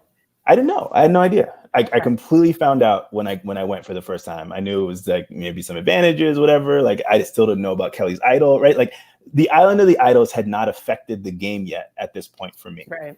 If you think about the timeline of things, right? Vince goes home. Elizabeth doesn't make fire. What else happened? Nora does that whole weird thing when I'm like, I don't know what that was about, right? Yeah. So I'm just not really fully getting what this whole Island of the Idols thing is. So I'm actually thinking, oh, maybe everybody gets screwed by the Island of the Idols. So like, sad. all right, so that's just me. And you didn't realize that Kelly had gotten the idol yet because she gave it to Dean. You didn't know. I just thought she found that, right? So I don't have no idea. It's only watching it back and then like collectively with all of this like, Survivor fandom rage that I'm like, yeah, I did get hosed. Yeah, I never used the word hosed before in my life, but that's right. That's what happened to me. Yeah. Hosed was the word of the week. That was like everyone was saying. Everybody was saying the word hosed. I was like, I never heard of this word, but so that I have accurate. a lot of questions, but how big are the statues? Gigantic. Gigantic. Yeah. I'm not good at predicting or estimating height by sight, but stories high, like three stories high. Yeah, for sure. Yeah. Big heads. I love that. And so they walk out and you are just like, what the hell is happening here? Yeah, had no idea. Had no idea. That reaction fully authentic because nobody was telling me anything. Clearly nobody wanted to work with me. Yeah. So when and now it all just makes so much sense. So Janet had gone. But Janet tells us that she didn't play, and that was actually true. She didn't play. But when I was getting on the boat to go to Island of the Idols, Janet hugged me and was like, "It's different than what I said." And that's what she told me. And I'm like, "What? At least that's something." Yeah, it was something. It was something for me to like look forward to discovering about Island of the Idols. So I saw the two of them, and then they read me the oath. Thank God they didn't show them reading me the oath because I could have used another run through, but nobody wants that. But they were reading me the oath, and I had the dawning moment that everybody has, like, oh, idols. Yeah. Like that whole moment is really funny. I'm sure they were tired of people having that moment. But at the time, I was starstruck. I'm a Survivor fan. Rob and Sandra are special people. I'm half Puerto Rican, so it was really awesome to talk to Sandra. My mom loves Sandra, so it was really cool to hang out with them. Yeah, so I just was like, okay, well, all right, yeah, lost my vote. This is what happens here. Okay. Yeah, and I love that you're not mad about it at that time because it's like, why would you think it'd be this easy? But then you get. First of all, Boston Rob says nobody's ever had a pencil on Survivor, and then I love the meme now where it's Boston Rob with the pencil in his ear back in All Stars. But also, no one getting free lunches, but all over the place. Like, and his face, JT had a pen writing the letter. Yeah, that was like a real pen. Yeah. And then Dean gets a free like fish stir fry, and Nora gets watermelon. No free lunch. I kept saying that. No free lunches. Huh? Okay. Yeah. It's funny how they changed the rules for yours, Jamal. Huh? Funny. But so you get to create this, and what made you want to come up with this legacy advantage for Dean? So here's the story with the legacy advantage. This has been very fun to talk about. So I had this idea already for the longest time. Jack will attest to this. Back on Lyro, I had talked to him and I was like, hey, how cool would it be if I go to Island of the Idols, whatever happens, but I just come back and tell the tribe that I got to choose someone to get the legacy advantage. It'll show up in their satchel the next day. Right. Oh, I like this. Awesome. Right. So I'd be like, oh, I just chose someone or whatever. And then maybe like secretly leak the name knowing that it's going to get out. Right. So that there would be this suspicion so that even if the person denies it, there's this like suspicion that maybe they have it. And now their alliance will be like, well, if we vote him out, then maybe he'll give me the legacy advantage. Right. Like I had already been tossing this idea around. Mm-hmm. And what they don't show, which I don't blame them for not showing, is I said all that I've said to you to Rob and Sandra before they handed me the blank parchment. Oh my God. Oh my gosh. I had already this whole thing to them because I was like, oh, here's what I'm going to do. I'm going to tell them this, blah, blah, blah. And they were like, okay, hold on there, buddy. Let me just readjust. Here's this thing. What are you going to do with this thing? And then I was like, oh, I can do what I thought I wanted. Yeah, that's awesome. Oh, you can't steal Rob's thunder like that. I no. stole Rob's thunder and they weren't going to show that because, he needs to be, Survivor God. He might play on next season, so they got to hype him up. Oh no, we can finally stop alluding to it. No, he will be there. He will be there. He will be out there on the for a little bit anyway. Exactly. That's how I think we all feel. Yeah. I don't think anybody's got their hopes too high on him going too far, but that's a really cool idea. And then you come back and you give it to Dean, and we see this actually play out at the final tribal, which I thought was the best part. Fascinating. Yeah. Awesome stuff. Yeah, I mean, people have been questioning like why is this a good? Well, first of all, let me back up and say they literally told me it couldn't be an idol, right? Mm-hmm. They said you cannot make this into an idol, and they literally said to me this cannot be made into an extra vote. So they said those things to me. So I know people have been like, oh, well, I would have come back with it blank, and I would have said I have an extra vote. That I guess I could have done that. Like I could have insisted on it, but you know what I mean? Like fake extra vote.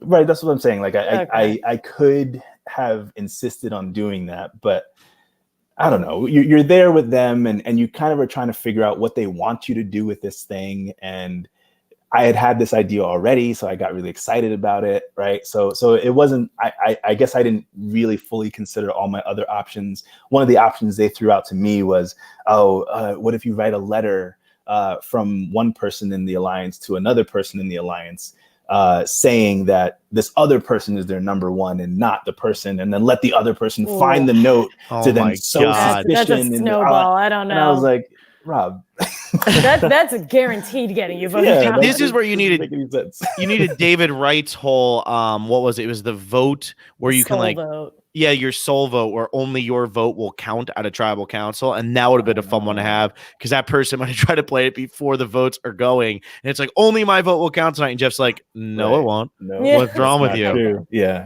That could have been fun. Well, so the reason why the legacy advantage felt good to me, first of all, I didn't know about the 11 split.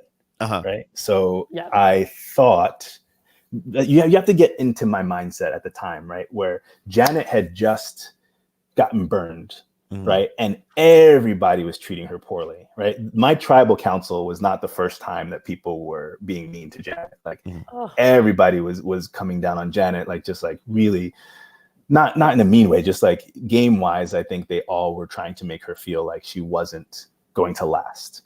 Mm-hmm. Then we see Dan, then we see Tommy, right, try to say like, hey, you're good, don't worry about it. But in my estimation of the tribe at that moment, Janet was absolutely the next to go. Mm-hmm. So good on them for making me think that. But I thought I had a little more time. That's why I chose 9 and 6, because I thought that I had the 12 vote, the 10 vote, the 12 vote, the 11 vote, the 10 vote, to give Dean's alliance an opportunity to vote him out, right? In hopes of receiving the legacy advantage. So that was the timing. That was all the thought that went into like the timing that I thought I had left. Yeah. That would then take a little bit of the heat off of me, and I can work something else out, Yeah. And we do see that when you don't get your vote here at Final 12, it's not really the reason you went home, which is why I think a lot of people are also like screaming more about the fact that it was just stupid that you even had this happen than like, oh, Jamal got screwed. Because at the end of the day, like, you probably go home at that vote, even if you have your vote. But why do you think that it came back on you there? And were you shocked when this happened? When I got voted out? Yeah. I mean, I was supposed to be the merge boot, to be honest. I think it was actually, unfortunately, Kelly's missteps that got Herb to be the merge boot. So I was already on a borrowed time. And like I said, I think I talk to everybody. First of all, that's another problem I have with Survivor fandom, is that there's a lot of like, well, why didn't he talk to her? And why didn't he talk to this? And why did they plan that? I did all of those. Anything that you think I should have done, I did. Right? Like, or I thought about it and thought it all the way through and didn't want the consequences of having done that thing. Yeah. Right. So we're all out there thinking, we're all out there talking to everybody. Okay. So I was just starting to realize that every single person had decided that their game looked better without me. Right. Like it's an amazing feeling. It's a feeling like you have never experienced, or maybe you have, Phil, but there's just some circumstances that you can never plan for. This feeling that like, oh, so just no one, like nobody thinks that I'm an asset to their game. Like nobody wants to strategize with me, or anything. Like nobody, just nothing. That was me the whole post finale party, man. I was just wow. Okay, I'll stand over here in the corner. That is not true. You were very popular at the finale party. Everybody heard that here from Jamal. Jamal has told nothing but truth the entire podcast. That's all this podcast is for. It's for truth bombs. Truth bombs. All right. So once I started to realize that, okay, there's actually more to this. I knew Janet had an idol. Janet told me that she had an idol because she had just found it. But I couldn't do anything with that information, right? Like if you think it through, what do I do? Do I tell people Janet has an idol? Great, they vote for me, right? Or they split the vote like they did anyway, right? Between me and Janet, or right? Like using the information that Janet had an idol just didn't make any sense. I tried a little bit to get Janet to think about possibly playing the idol for me, but in my own conscience, I couldn't fully commit to that idea because I didn't want Janet to expose herself to going home. And that means I'm too much of a, wuss to play Survivor. Yeah. We'll call it nice to be kinder to you, but no, I don't have that killer instinct. Didn't have what it took. All right. So I started to get the suspicion that it was going to be me. But I was talking to some people who seemed like they were biting. Like Aaron seemed like he was kind of biting. Missy seemed like she was kind of biting on the idea of keeping me around for whatever gameplay they had. And this is why me not having a vote was really important to why I did go home. Because if I had my vote, I would try to use my vote as a strategy. Like, tell me who to vote for. I'll vote with you. We'll flip it, whatever. But I literally had no power to do anything. So as I started to feel Aaron and Missy biting on the possibility of me staying, I didn't want them to try to hatch a plan thinking that I could participate with a vote. Because then I didn't want it to come out on the other side and them seeing that I didn't vote with them. You know what I mean? I didn't want to plan to hatch where then it gets exposed that I didn't tell them the full truth about my circumstances. So I ended up telling them that I didn't have a vote. I told Aaron, I told Missy, I told Dean. And so while I wasn't surprised that I was catching votes, I wasn't surprised that Vokai wanted me gone, old Vokai. I was hoping that there was some kind of plan that people had going on that would save me. But that's all I had available to me. I just had to hope that people realized that me going home was not good for their game. Yeah. And I mean, that's really all you can do when you're playing, right? It's like if your back's against, it's like what Dean said at the Final Trouble. It's like my back was against the wall the entire time. All I could do was keep on doing what I was doing. Like that's, and you just have to find a way, try to wiggle your way in. And I mean, it doesn't, if you look at Survivor, it doesn't work out for 15 to 19 people on every single season. It's just that, of course, every time you go out, you're the dumbest person who's ever played because you're the person who went out that week. You know what I mean? Right, so it's always like this crazy overkill. But yeah, I'm looking at it here and I'm like, oh, Aaron voted for Jamal, Dean voted for Jamal. So they were just like, no, we're going to vote for him anyway. Yep. And Aaron will tell you, if you ever talk to him, he'll be like, yeah, my bad. Like I absolutely should have kept you, clearly. Yeah. But that's what it is. Like, people feel like they have their numbers and the only one who was right about that was Tommy. That was it. Yeah, absolutely. And so now we are pretty much at the 2-hour mark and we just got to you being voted out. How's that feel? How's it feel? Nicely done. It feels pretty good. It feels pretty good. Can we use the 2-hour mark to go back to the me and Jack conversation? Because I feel like we didn't truly flesh it out. Yeah, absolutely. And then and then we'll do that. And then I definitely want to talk about, what you were thinking on the jury and then Final Tribal. So we're not even close to done yet. I don't know what you're talking about. No, I said, my whole night. Yeah, my parents can go upstairs. They got hours. I just wanted to touch on it for a second, if you allow me, because first of all, anytime I talk about this, I make sure to say, and I truly believe this, honestly, obviously he's my roommate. Jack is amazing. Jack is awesome in every single way. And he does not, and I don't want for this to define him. Like, I don't want him to be the guy who made an ignorant comment and have that be his legacy, because he is awesome in all kinds of ways. He was more socially connected than Tommy was. Like, he was great out there strategically, socially, physical dominance. Like, he was awesome. And Kelly made the right move in pegging Jack as a threat, made the wrong move for her game because she misinterpreted the fact that Jack was the linchpin that was going to keep her around also. But I wanted to say that on the outset. And I kind of wanted to flesh out this what happened a little bit, because I think some people are watering it down to be like, oh, do-rag is an offensive word. Mm-hmm. And it's not, right? Like do-rag is the name of a headscarf, right? Like that is what a do-rag is, and it's okay to say the word do-rag. It describes a garment. Like that's what a do-rag is. The problem was in the fact that we don't have do-rags out there. We have multifunctional headwear called buffs on the show, right? So when you change the lingo for this thing that we've all known to be buffs for 39 seasons to something else, what information are you using to then call it that something else? And so for me, as a Black man who is aware of some of the stereotypes about Black men and what they look like, and the thug stereotype and the deadbeat father stereotype and all of this, and often the uniform being wearing do-rags and tank tops and, you know, tattoos and all of that, then I start to wonder, right, if you are changing my buff to do-rag by using information about me that is not my intention. Mm-hmm. Right? I do not present myself to you as someone who fits the stereotypes that you might be using in order to switch my buff to a do-rag in your head. And that was how it landed with me. Now we know from talking to Jack that was not a part of what he was intending to do. Mm-hmm. There's some arguments about maybe some like subconscious ideas that he has about Black men or whatever, but he definitely didn't mean any harm at all, right? And he maybe wasn't aware of how it would land with me. Mm-hmm. So that's why we had to have the conversation. That's all, right? Like we just needed to talk about it, right? Where he explains his intention, I explain how it landed with me, his impact on me with his words, and then that's it, right? Like that's how those moments can go, right? If two people have a friendship, have a relationship, and inside of that relationship are able to be honest and open with each other.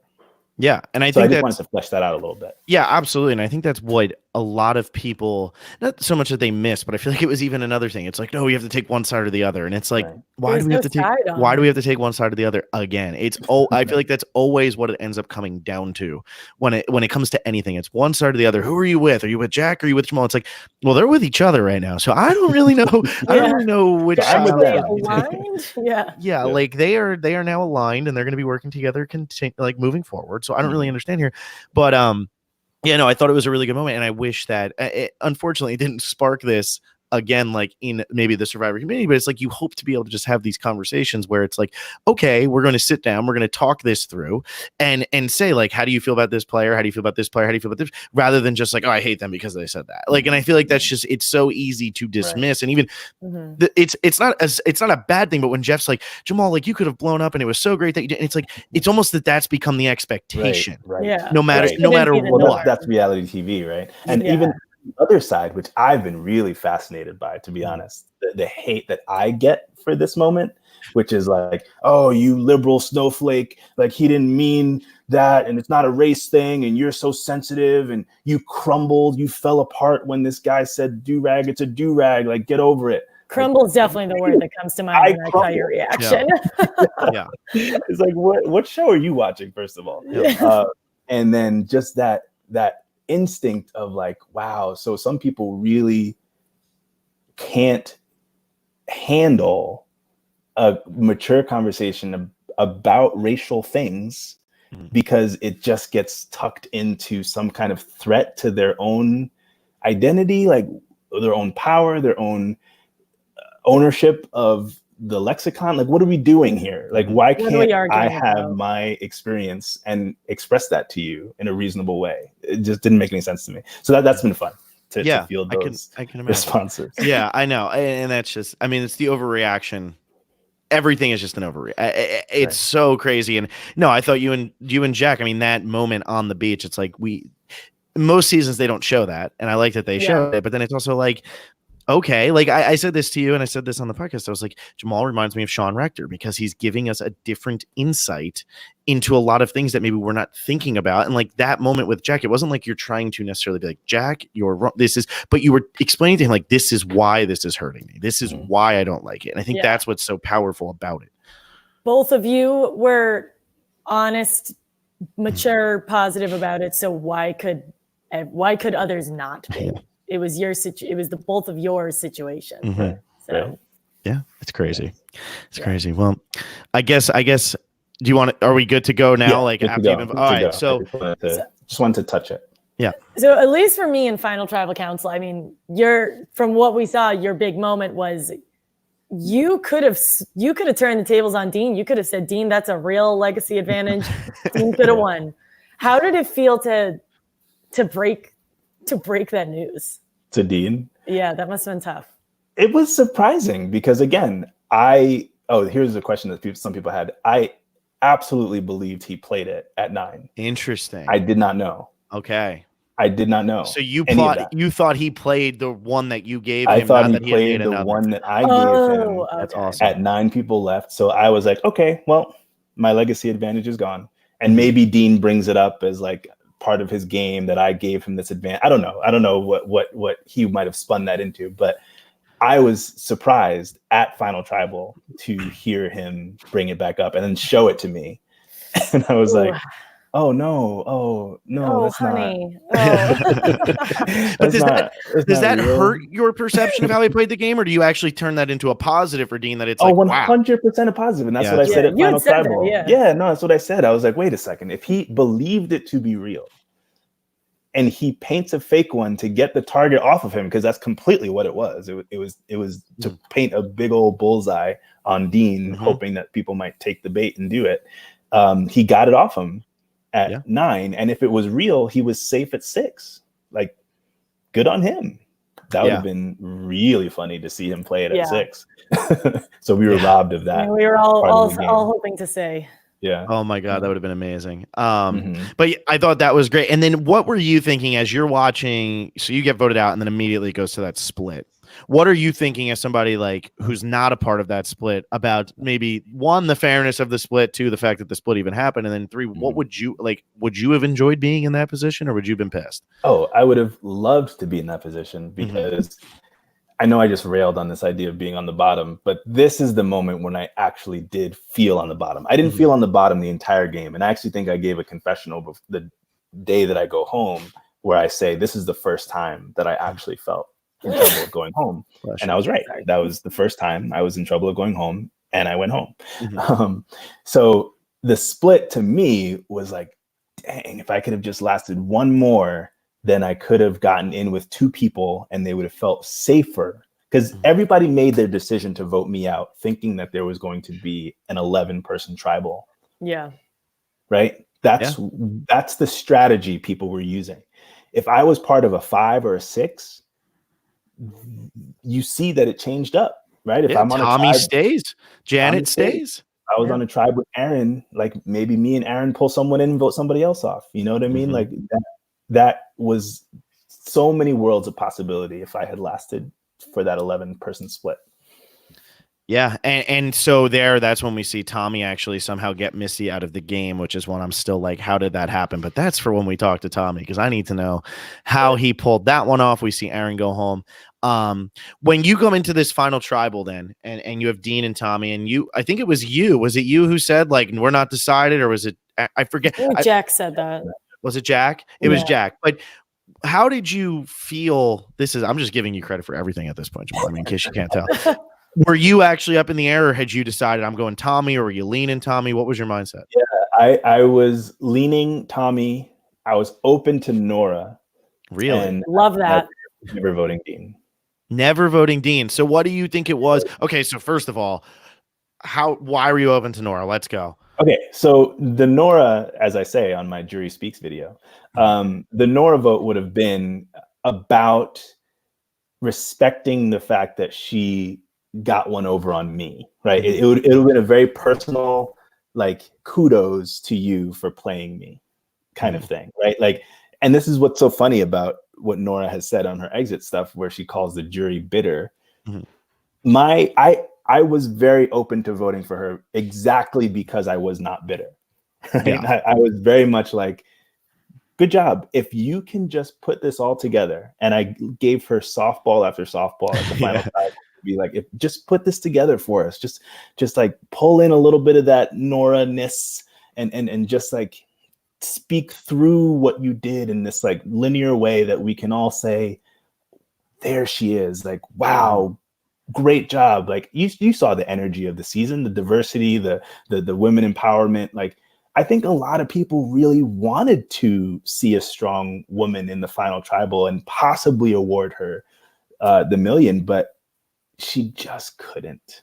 Yeah. She just couldn't. And, you know, Nora, she's hard because she's such an empath in some ways, right? She really feels very connected, and she's very ground and very like love and everyone get together. But I also think she doesn't hold herself accountable for the things she says, you know? And so when she says hurtful and harmful things and people react to that or attack her for that, she then feels like, whoa, why are you attacking me? Like it should be all love and all let's get along.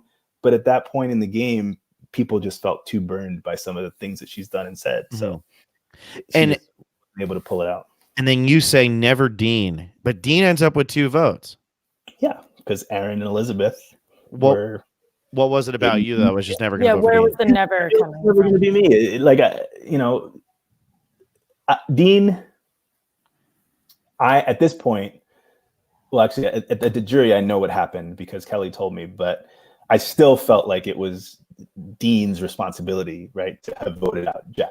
Right, he like Dean playing an idol got out Jack, and that to me turned my whole game, right? And so I tried everything I could to get to know him, to work with him. I even like, you know, we talked about a lot of deep things out there. Like he's a, you know, big into philosophy, he's big into mindfulness, which is a big part of my life, and we tried to get on that level, but I just don't think Dean was willing to offer the kind of relatability to me that I would have needed to feel comfortable with awarding him the million. And, you know, I'm sure you'll have the debate about who deserves and what criteria and all that, but Tommy did for me what I needed to have in order to feel comfortable writing his name down, right? He got me to see that he was a real person outside of this game and bonded or connected with some aspect about me that made me feel validated, right? And so Tommy got it. And he didn't bore you to death. Tommy is not boring. You guys are so mean about this. No, we've now just made it a meme because some people upsettingly actually think that, and I think it's hilarious. Tommy played a boring game, and he will be the first to tell you he's lowered his threat level and all of that, and he did that. But Tommy's hilarious. He's the biggest goofball. He's very funny, very witty, very sarcastic. He has a random accent that he did not have on the island. Yeah, he has that in real life. Where did that come from? Like I haven't noticed. Oh, you haven't noticed? His Long Island accent is because my roommate in LA for the first 2 years I lived there was from Long Island. And every now and then, like his like Long Island accent would slip, kind of like how Boston accents, like Alexis will sometimes slip out. But all of a sudden I'm talking to Tommy and I'm like, who are like what is his voice? Like, do you have a twin brother who doesn't have an accent and you do have the accent? I heard it randomly throughout. He said huge, and I was like, what? But it came out here and there. Yeah, Long Island people do that. Well, that makes sense to me. You know, when you're a teacher, you try to like speak clearer or speak with better diction for the kids, and then you know when you're 7 drinks in, you know, things probably change up. He was only slightly boring 7 drinks in, you know? But I think he actually. It comes down to this, and I'm not saying that you were playing to play again. I just think that you naturally have this like personality that is something that Survivor probably wants to see play again. But I think some people come out there to play again, and some people come out there to win. And Tommy's whole goal the first time playing was, I want to win.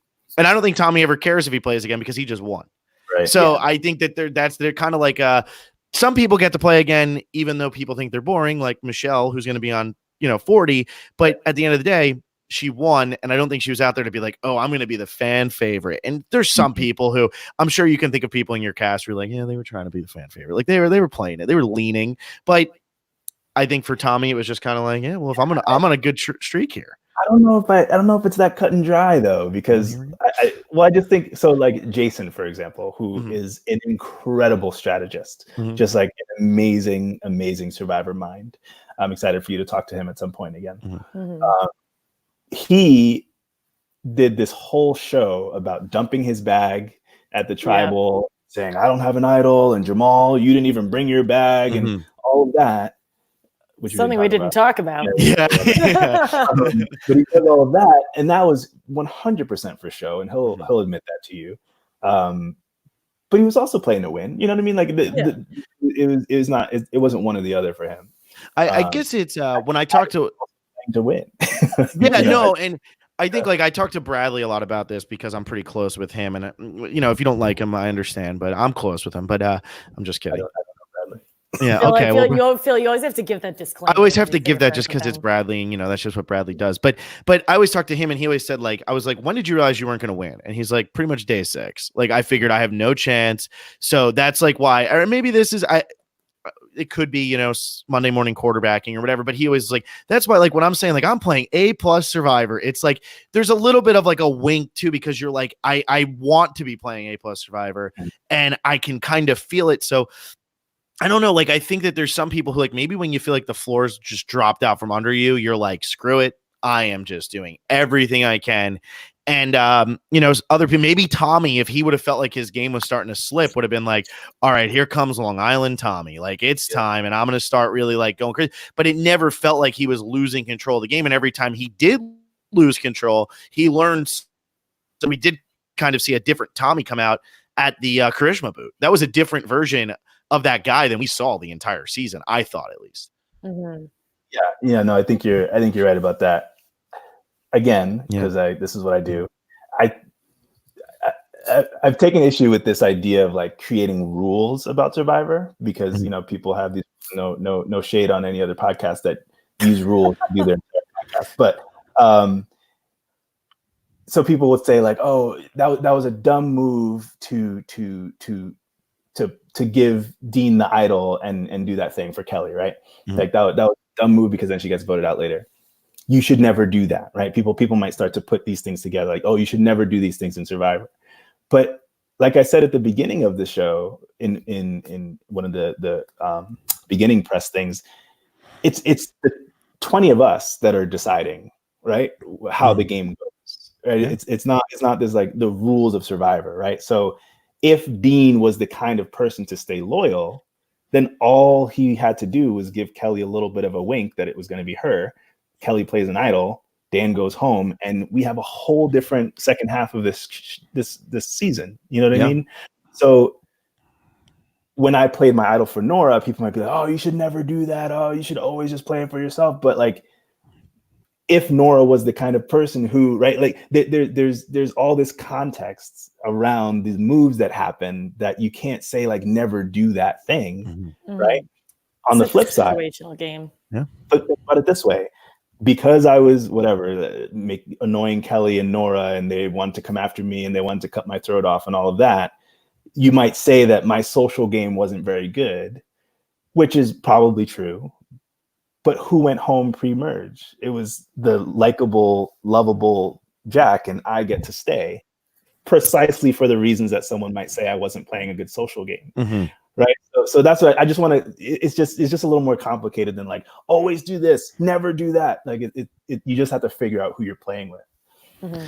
Yeah. And I think that we want to simplify the game pretty much as we can. But then Tony Vlachos, who's one of the most popular winners in the history of the show, did everything you're not supposed to do. And he won the game, but that's his game. And he played on the right season for it. And that's why it always comes back to, how do you rank the winners? It's really hard to rank the winners because everybody won the season they should. And I'm going to leave this one open to you here, Jamal. This is the real Thomas Sheehan. It's not Tommy Sheehan. Now, Thomas is his exciting older brother. Yeah. Phil, I'm way better liking than 2. Did you know that Tommy didn't know how to spell you while you were out there on the island? Yep, I did understand that. And you chose to vote for him. I helped him. I saw him as someone who needed some of that, like some confidence. It's a like we meet the kids where they are, and then we raise the expectations. I love the idea of influencing America's youth. But I was just gonna say, I love the idea of my 4th grade teacher being like, it's up to 2. It's not, maybe he's teaching Spanish. I don't know. Maybe because but yeah. Hello, Tommy. But yeah. So I just think that with the rules thing, going back to that, now that I've been distracted by silly. Tommy and I can blame him, I think it is silly. And I think that you have to play your own game and figure. If you look at, there's going to be 20 winners on Winners at War. If you look at all of those winners, every one of them played a different game. No matter how similar they might seem, if you're Denise and Kim and Michelle, they kind of played these quieter, Kim was always in control, but Michelle and Denise kind of was quieter, under the radar. Tyson playing his sarcastic Tyson role. It's just, who are you, and are they going to reward that at the end? There's some games that are never going to win or have a very small percentage chance to win. Like, I think Nora's game 99.9% of the time doesn't win, but there is one iteration of Survivor out there where Nora is going to win because her final tribal speech is going to be so good, and you're going to say, you know what, I do need to vote for you. Around her that don't do, right? Like, it's all contextual in it. I'll take this away from Tommy because he will absolutely tell you this when you get to talk to him. But what he'll say is, you can't play the game of like, well, if Lauren's in the final tribal, does she win? And Jeff loves to do that game where you raise your hand. He loves that game. But you can't necessarily do that because put Lauren in the final 3 with Tommy, and Tommy has a very different tribal council. Like, he says different things. He attacks in a different way, right? Against someone like Lauren versus someone like Dean. And so even down to like who's there with you, right, changes the way you play the game and changes how you comport yourself. So again, you can't say always say this and do this at Final Tribal. There's such context to it. Yeah. It's a game that's always developing. You got to know who's around you, and that's how you end up doing well at it or getting far is you can kind of adapt. And that's something that, Jeff's always preaching on the show. So, it makes he's not going to be sitting there giving fist bumps to Lauren. Maybe he does, but for the most part, he's probably not going to, while the jury's trying to figure out what's going on. And him and Dean are just like,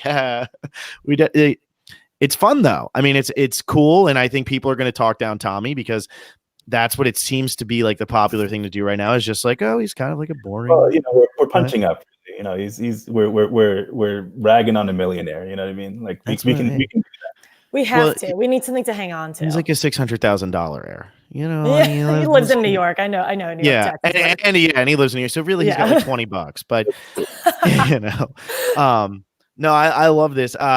I don't know what else we have to cover here, because now we've talked up Tommy, like our contract told us we had to. We did all that stuff. We covered your jury game and why you decided on who you decided on, why you never vote for Dean. What else do you got? I love Nicole's in here and just say, can you please text me back, Tommy? Love your Tommy fiance. And Nicole, you two should speak to each other offline. They really needed their own chat room. They do. What's probably adorable is that I'm sure the two of them are sitting on the same couch on 2 different computers, giggling in silence to each other. Yes. 100%. Exactly. Headphones in, because why would you listen to it with the same Jamal, it wouldn't be a tell-all. It sounds like you listen to the Rick Devens one at the very least. It wouldn't be one if you weren't hijacked. If it wasn't hijacked by someone else on your season. So that makes it. Your Survivor experience has I feel like officially happened. Fire. This is fun. So now everybody's and Jack is where, like right behind the camera. Yeah, Jack is right underneath the table, actually. He's actually the dog that was like maybe. Yeah. He's the dog, It's like, hey Jack, I need to pretend. He's just ringing a little bell over there in the corner. I love that. But no, this has been really, really great. Do you have anything else you want to add about your season? We could always get your thoughts on season 42.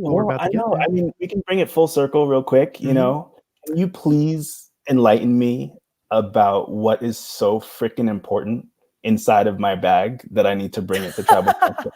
I had a lot to say about that. Idea. Can you please tell me why that is such an important thing to do in a game of Survivor where you literally have the clothes on your back and that's it? What do you put in? I've always wondered what is in people's bags. Great question. I feel like Jamal just went with an bag with like styrofoam in it. The most that should have been is, I guess Jamal doesn't have an idol then, because what else is there? And they made it to this big, oh, he's so arrogant, he's so cocky, he didn't even bring his stuff, he wasn't even prepared to go home. If I walked out of there that night, I would have had every single piece of clothing that I had when I first landed on the beach. So what is so important about my bag? I guess back in the early seasons, like if you're going back to Africa or something like that, they actually did get their luxury item. They got to come with like other clothing. Maybe they had bathing suits, whatever. But that's changed. We didn't have bathing suits. We didn't have luxury items. We didn't have emotional items. Hold on. There's a difference between a luxury item and an emotional item? Well, that's what they were called for us. They were like, oh, so you get two things that they never actually give to you? We didn't get luxury. They didn't even call it luxury items. They just called it emotional items. That if they gave it to us, then we would like break down and cry, and they wanted all that stuff. Love that. Love it. Cry. Best emotional item though goes to Aaron Meredith. Did you see his the portrait? It was a photo, but I didn't. Go back and look at Lauren's. It was in her Ponderosa. Yeah, it was in her Ponderosa. Okay, see, I have not watched Lauren's. I saw she gave him a photo, but I didn't look. Okay, I'll have to go watch Phil. Mm-hmm. Yeah, I'm gonna have to watch it too. That's awesome. Right. What was your luxury, or what was your Sorry, I don't want to act like you're gonna be like running around throwing hundreds at people. Not luxury. What was your emotional item? It was my dog toy. It was a dog toy to remind me of my pup. That's awesome. Yeah. That's adorable. That's awesome. Now, if you were to play a second time, would it be the shirt you're wearing right now? Yes, 100%. Yeah. Or the Applebee's parchment. That's got to be the Applebee's parchment. Everyone to be on Team Jamal for season 42. Absolutely. Yeah, that's it. Season 42. I love it. So you're not going to surprise us to be on 40. Well, I can't be on 40. No, absolutely not. Who knows? Boston Rob could bring you on as an advantage or something. That's true. I could maybe, what's that? Idol Edge of Extinction. That would be too much. That'd be amazing. Actually. That would be great. That would be you're. Oh, Phil. Paper, and it's just like, hey, Boston Rob. There you are, Phil. Am I back? For technology. I know, I'm back. Don't worry, it wasn't worth it. It's okay. My parents heard it. They're the only ones who needed to hear it. That's cute. So before we let you go, then, how you feeling about season 40? You pumped? You excited? Pumped. Jeremy Collins. Love it. He is the guy. I want him to win so bad.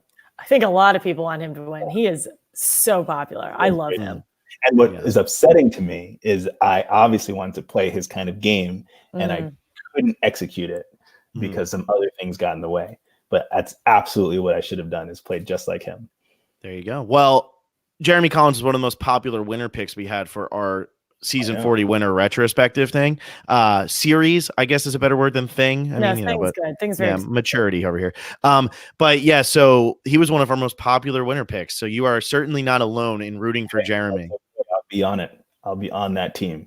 There you go. Okay. Well, now you heard it here. Do you have anything else you want to throw at us? 2.5 hours. That's pretty good, Jamal. You're good. You didn't think I would be this long, did you? After speaking to you at the finale and everything, I got to say you were the last one from your cast left on the Tuesday night. You were the last one. Shut it down. I like it. Yeah. So I want to throw everybody else under the bus, but Jamal's the most fun person from the cast. I could see you getting there. I could see us getting here. And I don't feel like we really, sometimes it'll feel like you're talking about like the most random shit. I don't feel like we ever really talked about anything random. It was all game. Yeah. Well, I had the luxury of being the first one. So I think you guys were more focused. That's really what it was. Yeah. You guys were like, we want to know. Tell me this. Tell me that. We were hoping to get Tommy first so that we could get it out of the way and then fall asleep. Then we wouldn't be so sleepy. Tommy's too busy not communicating with his fiance. Yes, exactly. And by the time the 6th, when we get Tommy like 7th or 8th here, me and Alexa will just be doing our, Yeah. That's fair. One last question, because this is my favorite question to ask everybody.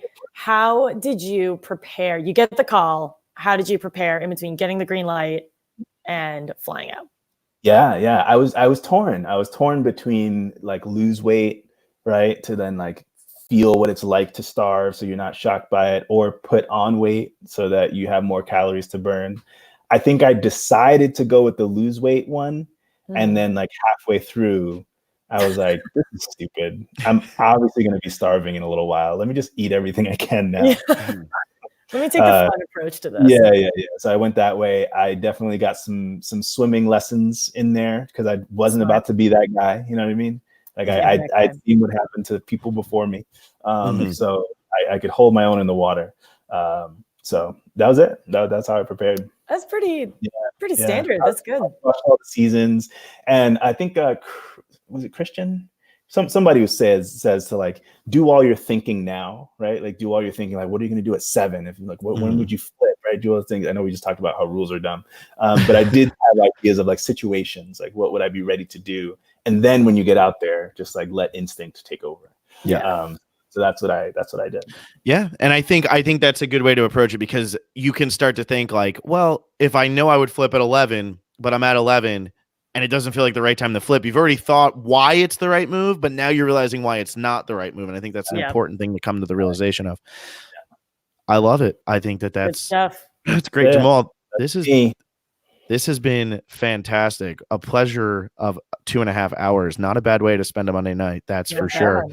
This is such an honor. It's so fun to finally be on one of these things and get to hang out with you guys. Yeah, and I'm pumped. I got like the full Jamal experience now in the last week. So a lot of FaceTime. But we do have somebody else already scheduled, Jamal.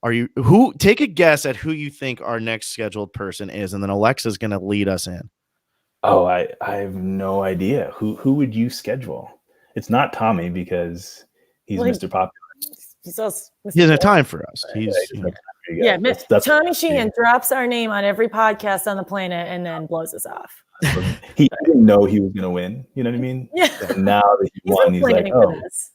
I will say too, I think, Jamal, you have a much better chance to win the second time you play because now you've listened to us. Because if you realize Adam Klein won and he was a fan, and Tommy Sheehan won and he was a fan, I'm just saying there's a trend here. Okay. All right, let's go. Yeah, I don't know. Do you have Nora coming up? Because that would be hilarious. What? The second person you were going to vote for the day after Christmas. Merry Christmas, everybody. 11 a.m. December 26th, we are talking to Nora. Good guess. This was when you were talking about how you were potentially voting for her, I was like, this is unbelievable. She's our next guest. Yeah. That'll be fun. We are very excited. Yeah. I was excited. Normally we don't really get the characters like Nora who know who we are at all. And when Nora came up to me and was like, I know who you are, I was like, oh, this is good. That's how I know. Yeah, because I was not expecting that. But yes, we are going to talk to Nora. That's everybody's Christmas gift. I told her we were just going to announce it on our Twitter on the 25th. So now all of you will know, but anybody who doesn't know on Twitter will find out on the 25th. Merry Christmas. Our gift to you is Nora coming up. So perfect. Yeah, so measure anything I've said against her, and then you go ahead and make your own judgment. Of course. We're gonna have to bring it back on for a round 2. Yeah, right. I'm gonna have to do a round 2 of being like, oh, guys, I'm back. So anyway, I took the day off of work to do the Jamal Shipman tell-all part 2, and it's another 2.5 hours, just scene by scene, breaking down what Nora said. I disagree. yes, exactly. But yeah, no, what we're really going to do is we're just going to get as many people from your cast, and then Alexa and I will form our own opinions, and we will tell all of you that you were correct, but not actually ever acknowledge who we actually believed was correct. So you'll all be like, oh yeah, Phil said I was right, and then the other one will be like, you also told me I was right. What's going on here? So well, that's the way to do it. You guys are playing your own Survivor game as well. We are. We're trying to pit you guys against each other, but it sounds like you don't need us to do that. Now we've turned, you were saying that like you started to realize we were meant to hate each other. We've now turned those few people left who liked you against you by being the first one on here. So that's sorry, great. Jamal. No more Christmas. I'll take it. This is the real winner pick right here. I appreciate it. No, this was awesome. This was seriously so great. I hope Tommy and Nicole have sorted things out. I hope Jack is okay wherever Jack has been for the last 2.5 hours, but this was great. I loved it. Couldn't have asked for a better first one. Out of the attic real quick. Yeah, exactly. Feed him. The poor kid's hungry. You can breathe now, Jack. You can breathe. They won't hear you. I'm on my way up. Don't worry. Right? I love it. All right, Alexa, why don't you take us home then? All right. So for those of you who are not listening, about a minute and a half ago, we are talking to Nora this Thursday, December 26th, day after Christmas at 11 a.m. Eastern. It's going to be nice and early because we are in for a day. It is going to be fantastic. We're super excited. As always, follow us on Facebook, Twitter, Instagram. Donate to our Patreon, patreon.com/Survivor Specialist. Check out our season 40 stuff. If we haven't been bragging about it enough, then you clearly haven't been paying enough attention.